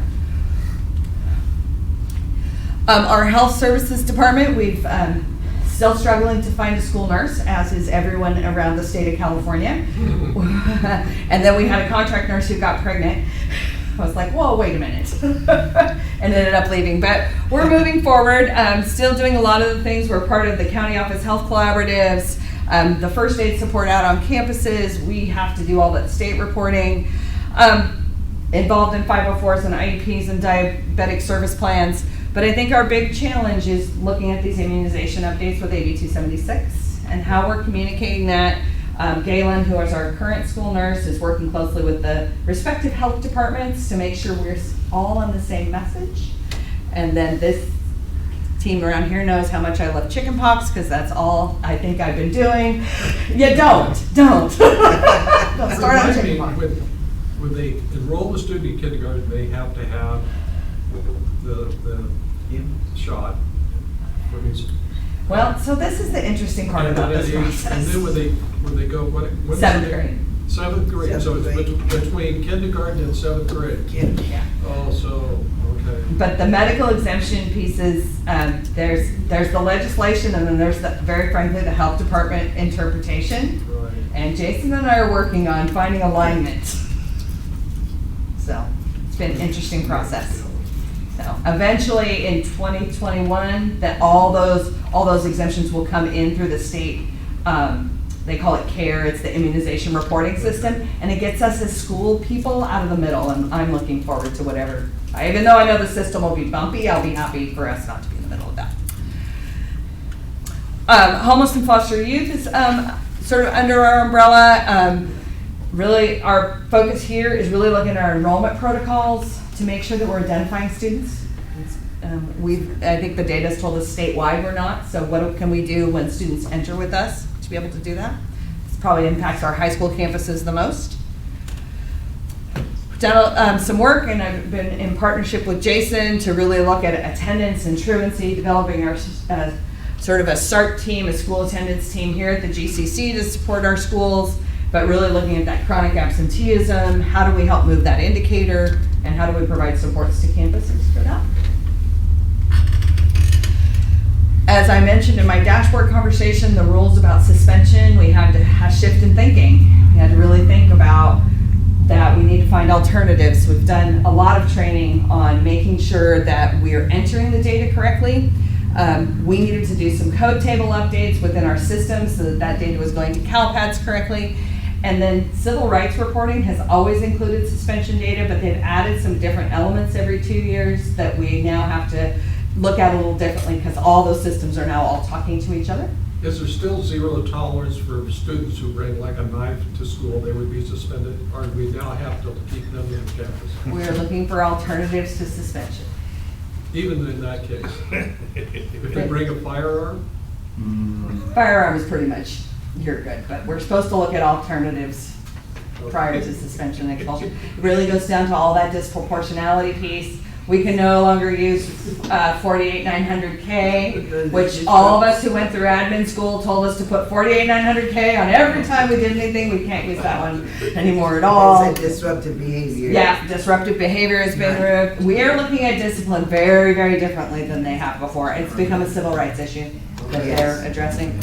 Yes, and it's uncomfortable. It's very uncomfortable because it's a different way that we've had to think, and it can be scary at some points. So do we have like gradations of the size of the blade, or? Actually, there are, in the education code, there are differences now based on the size of the blade as to what kind of weapon it is. Bodily harm you could do? Yes. And whether it's a blade or whether it's another implement, they've actually delineated that in education code. Yeah. Dr. McCormick, I just need to say, our board president is being honored tonight. at the Okay, state we're moving capitol, along. And so we don't have very much time. Yep, yep. Let them all roll for it. We've talked about the data pieces that we're working on, so we've got that piece moving forward. School safety, I've talked to you about, just giving you a quick update. Our vendor has been out doing training, working on our site maps. He'll do the central office training here pretty soon. And we're gonna do some threat assessment protocol overview with our principals and leadership teams. Jason and I are working together to work on centralizing our enrollment process, because that's all about our data integrity. Working with our counselors on what their role is as part of especially educationally related mental health services, the suicide prevention training rules that have changed, and fixing some of our transcript definitions to make sure we're getting those college career indicators reported correctly. And then our really around how do we support mental health and social emotional learning. Cindy talked a lot about this with the initiatives we're doing as the GCC, but then this is where our school psychologists are also stepping in, doing a lot of counseling, a lot of pieces with our counselors and social workers, and we're doing some budget request with the SELPA because we can get some reimbursements for these IEP services, so sort of figuring out our plans and our pieces there. And that's all I have. Thank you Thank so you. very much. You're welcome. And somebody said you've done a real good job since you've been here in years' time. Thank you. Thank you, all of your, what, I just want to let you know that my granddaughter just changed her major. She was going to be a nurse, now she's gonna be an actor. She just texted me, told me she changed her major today. We need nurses. That's all right. We need acting. I need speech therapists. That will probably Yeah. change again, don't worry. Coronavirus, It yeah. will change again. I'll text her. So just to be sure, we are a bit behind due to some of our other dialogue. And so, Christine, you didn't have anything else that you were presenting. You had all yours. I just did it. And what I have suggested to Jason, he and Mark have some information that I think is worthy of not being rushed through. Some of it's about the foundation from Jason's aspect, some work that Mark is doing with the foundation. And then also we have marketing and community engagement. Each of these I think could be handled at the next board meeting in a study session item in order to be sure that we get out on time, if that is at the pleasure of the board. yes, that's fine. I have no problem. Mark, how do you feel? No, I'm Can fine, you- but I better tell you, I already told Jason, I have a conflict for the next board meeting. If you would, You do like- we feel that we could do, Jason, yours and Mark's in like, if we could do like 5-7 minutes at Well, tops? can I ask a question? Is it possible to move that meeting 1 week out from when we have it scheduled on the 10th? Because I'm assuming we're gonna have another critical, That week, vote. we're all gone to the okay, charter school conference that next week, Okay. after that. okay.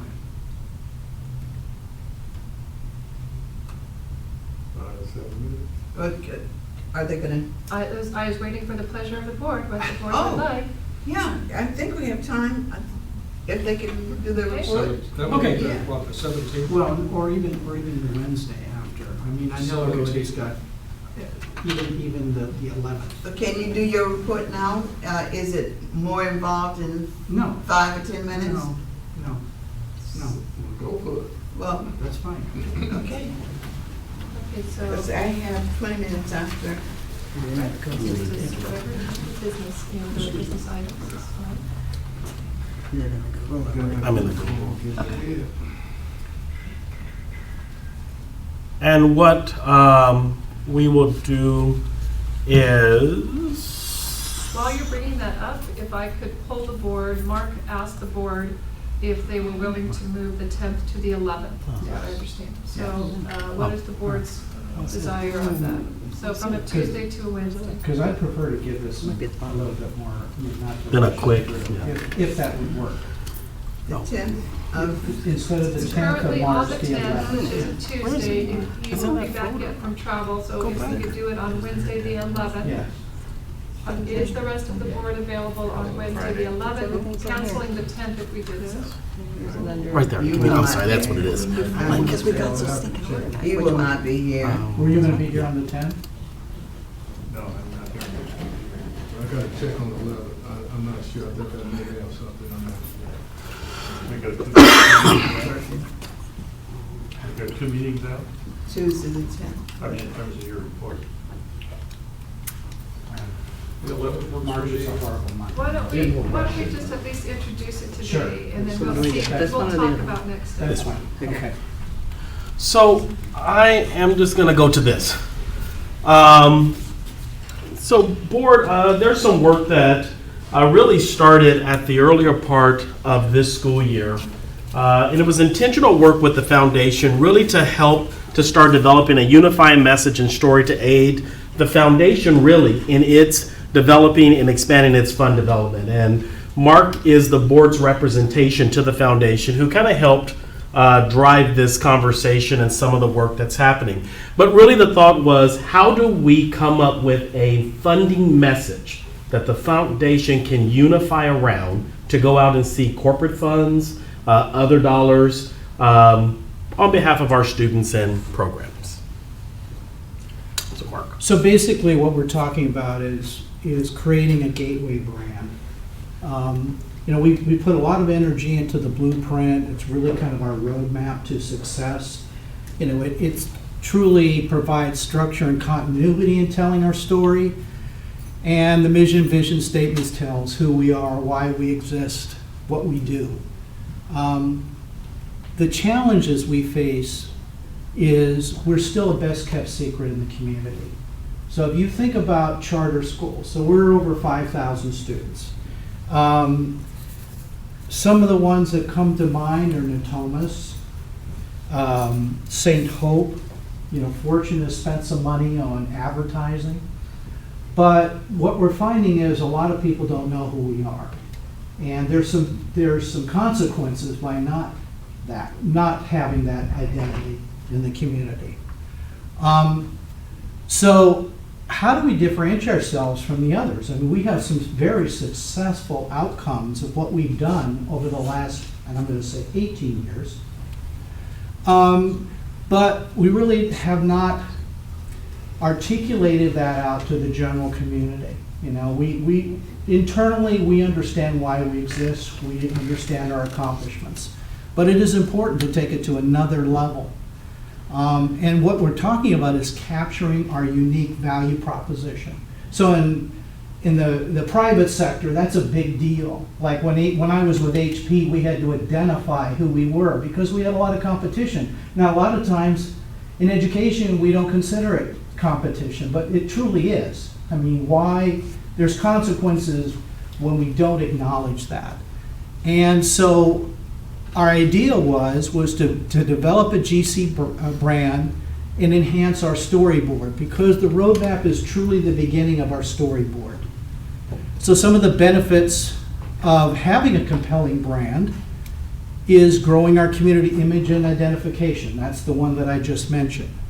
But also attracting new businesses and community partners. Now, we have some, but there's others out there that I call the low-hanging fruit that we have opportunities to tap into.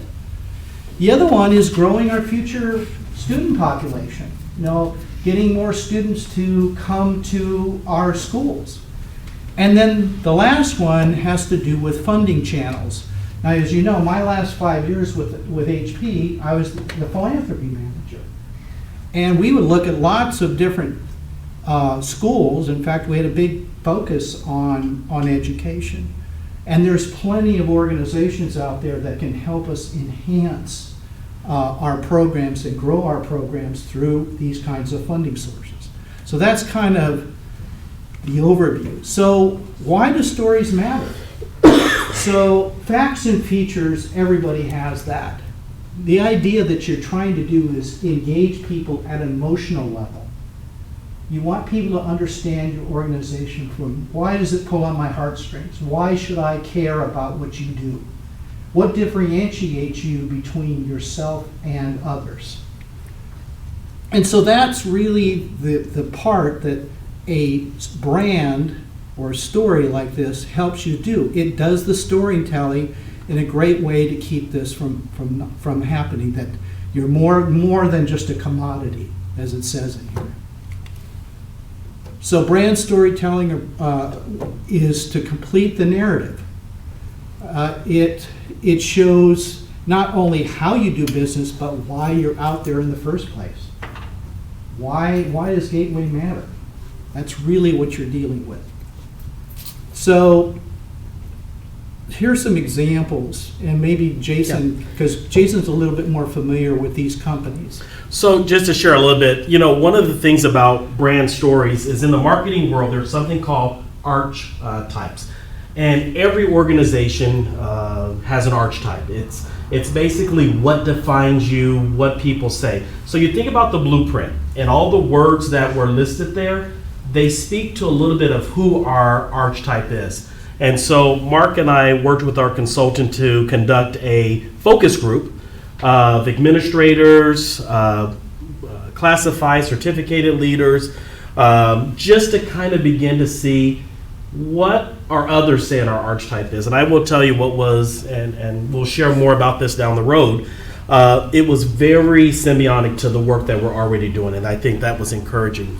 So oftentimes a brand story kind of leads you. So this is Lagunitas, which is a company local, and this was their, they did the same kind of work that we're doing, and they came up with this kind of statement that drove a lot of their marketing, their fund development, and that is leadership and innovative design. Our clients expect that, and that's what you'll get. What you'll always discover is that through the process, you become an integral part of a passionate, collaborative team, one with a strong sense of relationship, one built on trust. We truly understand how much you depend on the successful completion of your project.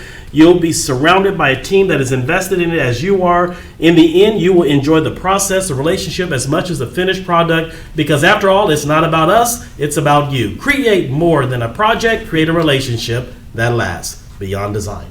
And again, this was kind of their commercial piece.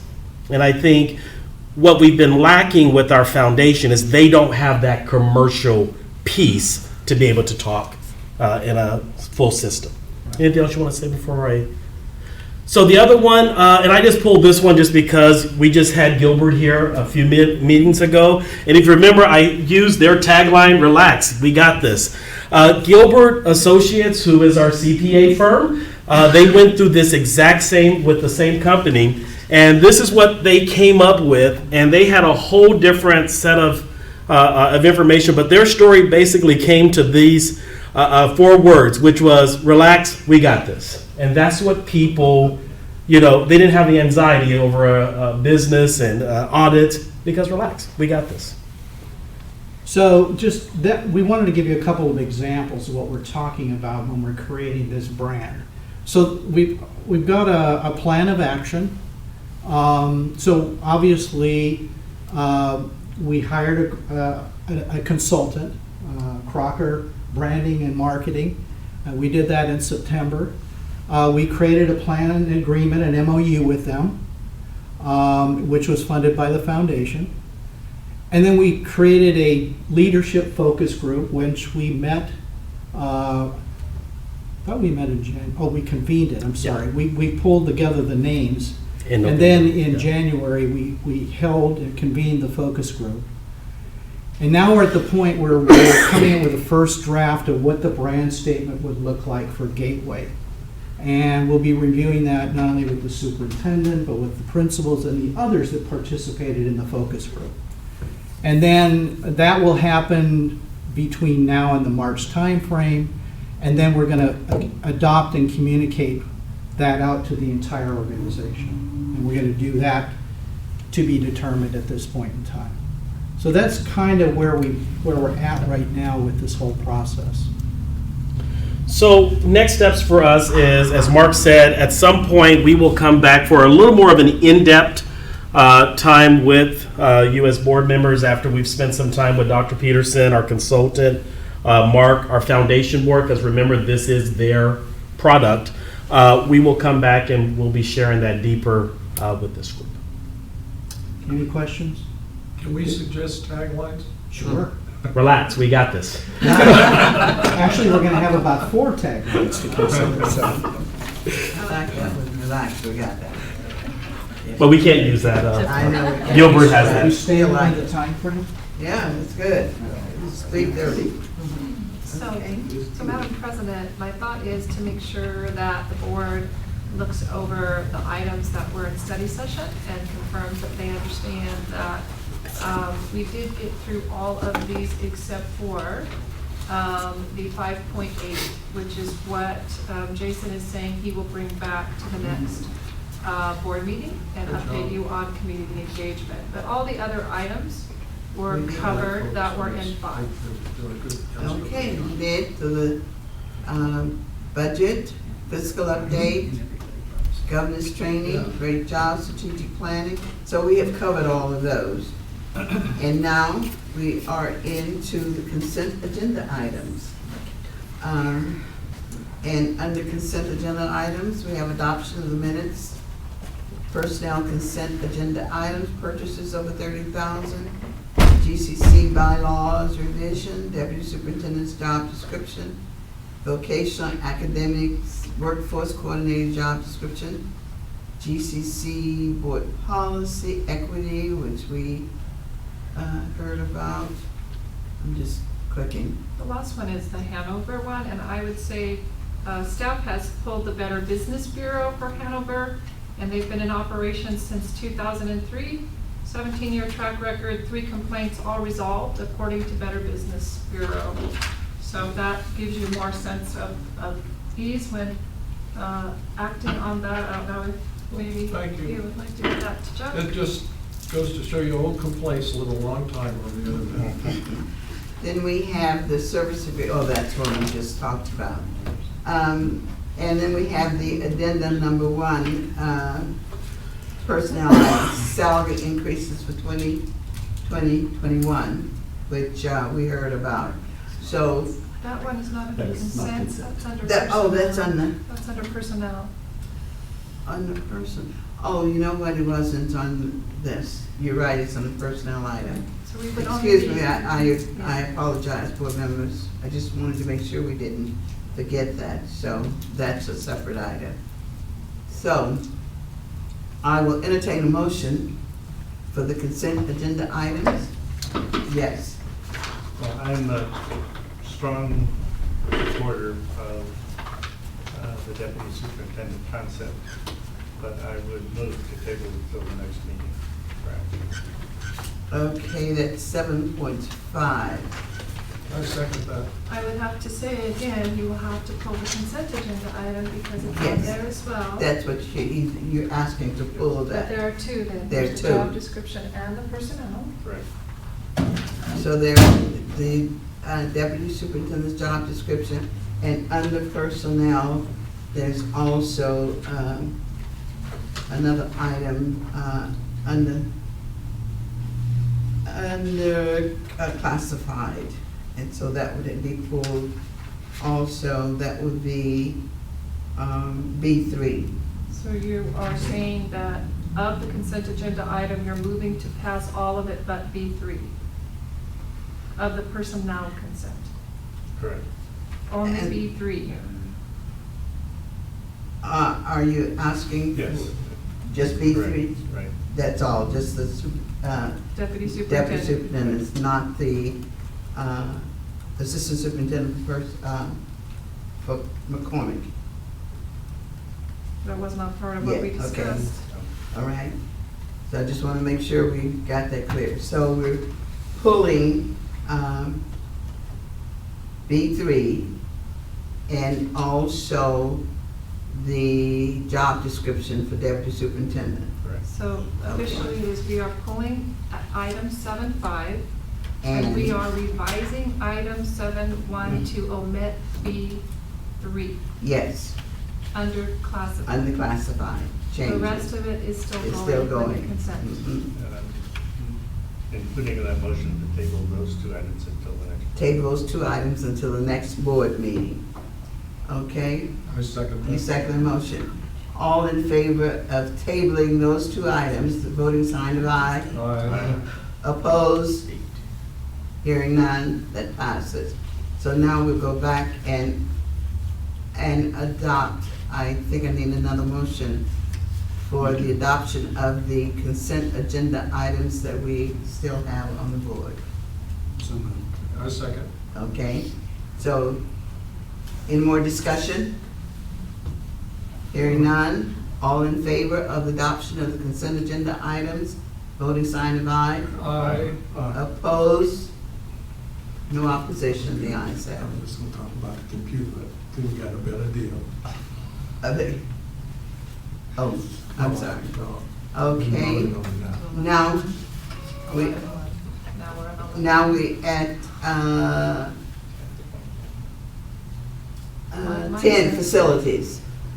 Okay, mine says 11 on my agenda. Yeah, mine says 10-1. Solomon SCUD facility lease with Smart and Final Properties. Okay. Well, we have to be clear, once the addendum went in, it is item 11.1, so that the record is Okay. clear. So 11.1 is the facility lease with Smart and Final that you are asking for a motion on. Yes, that is correct.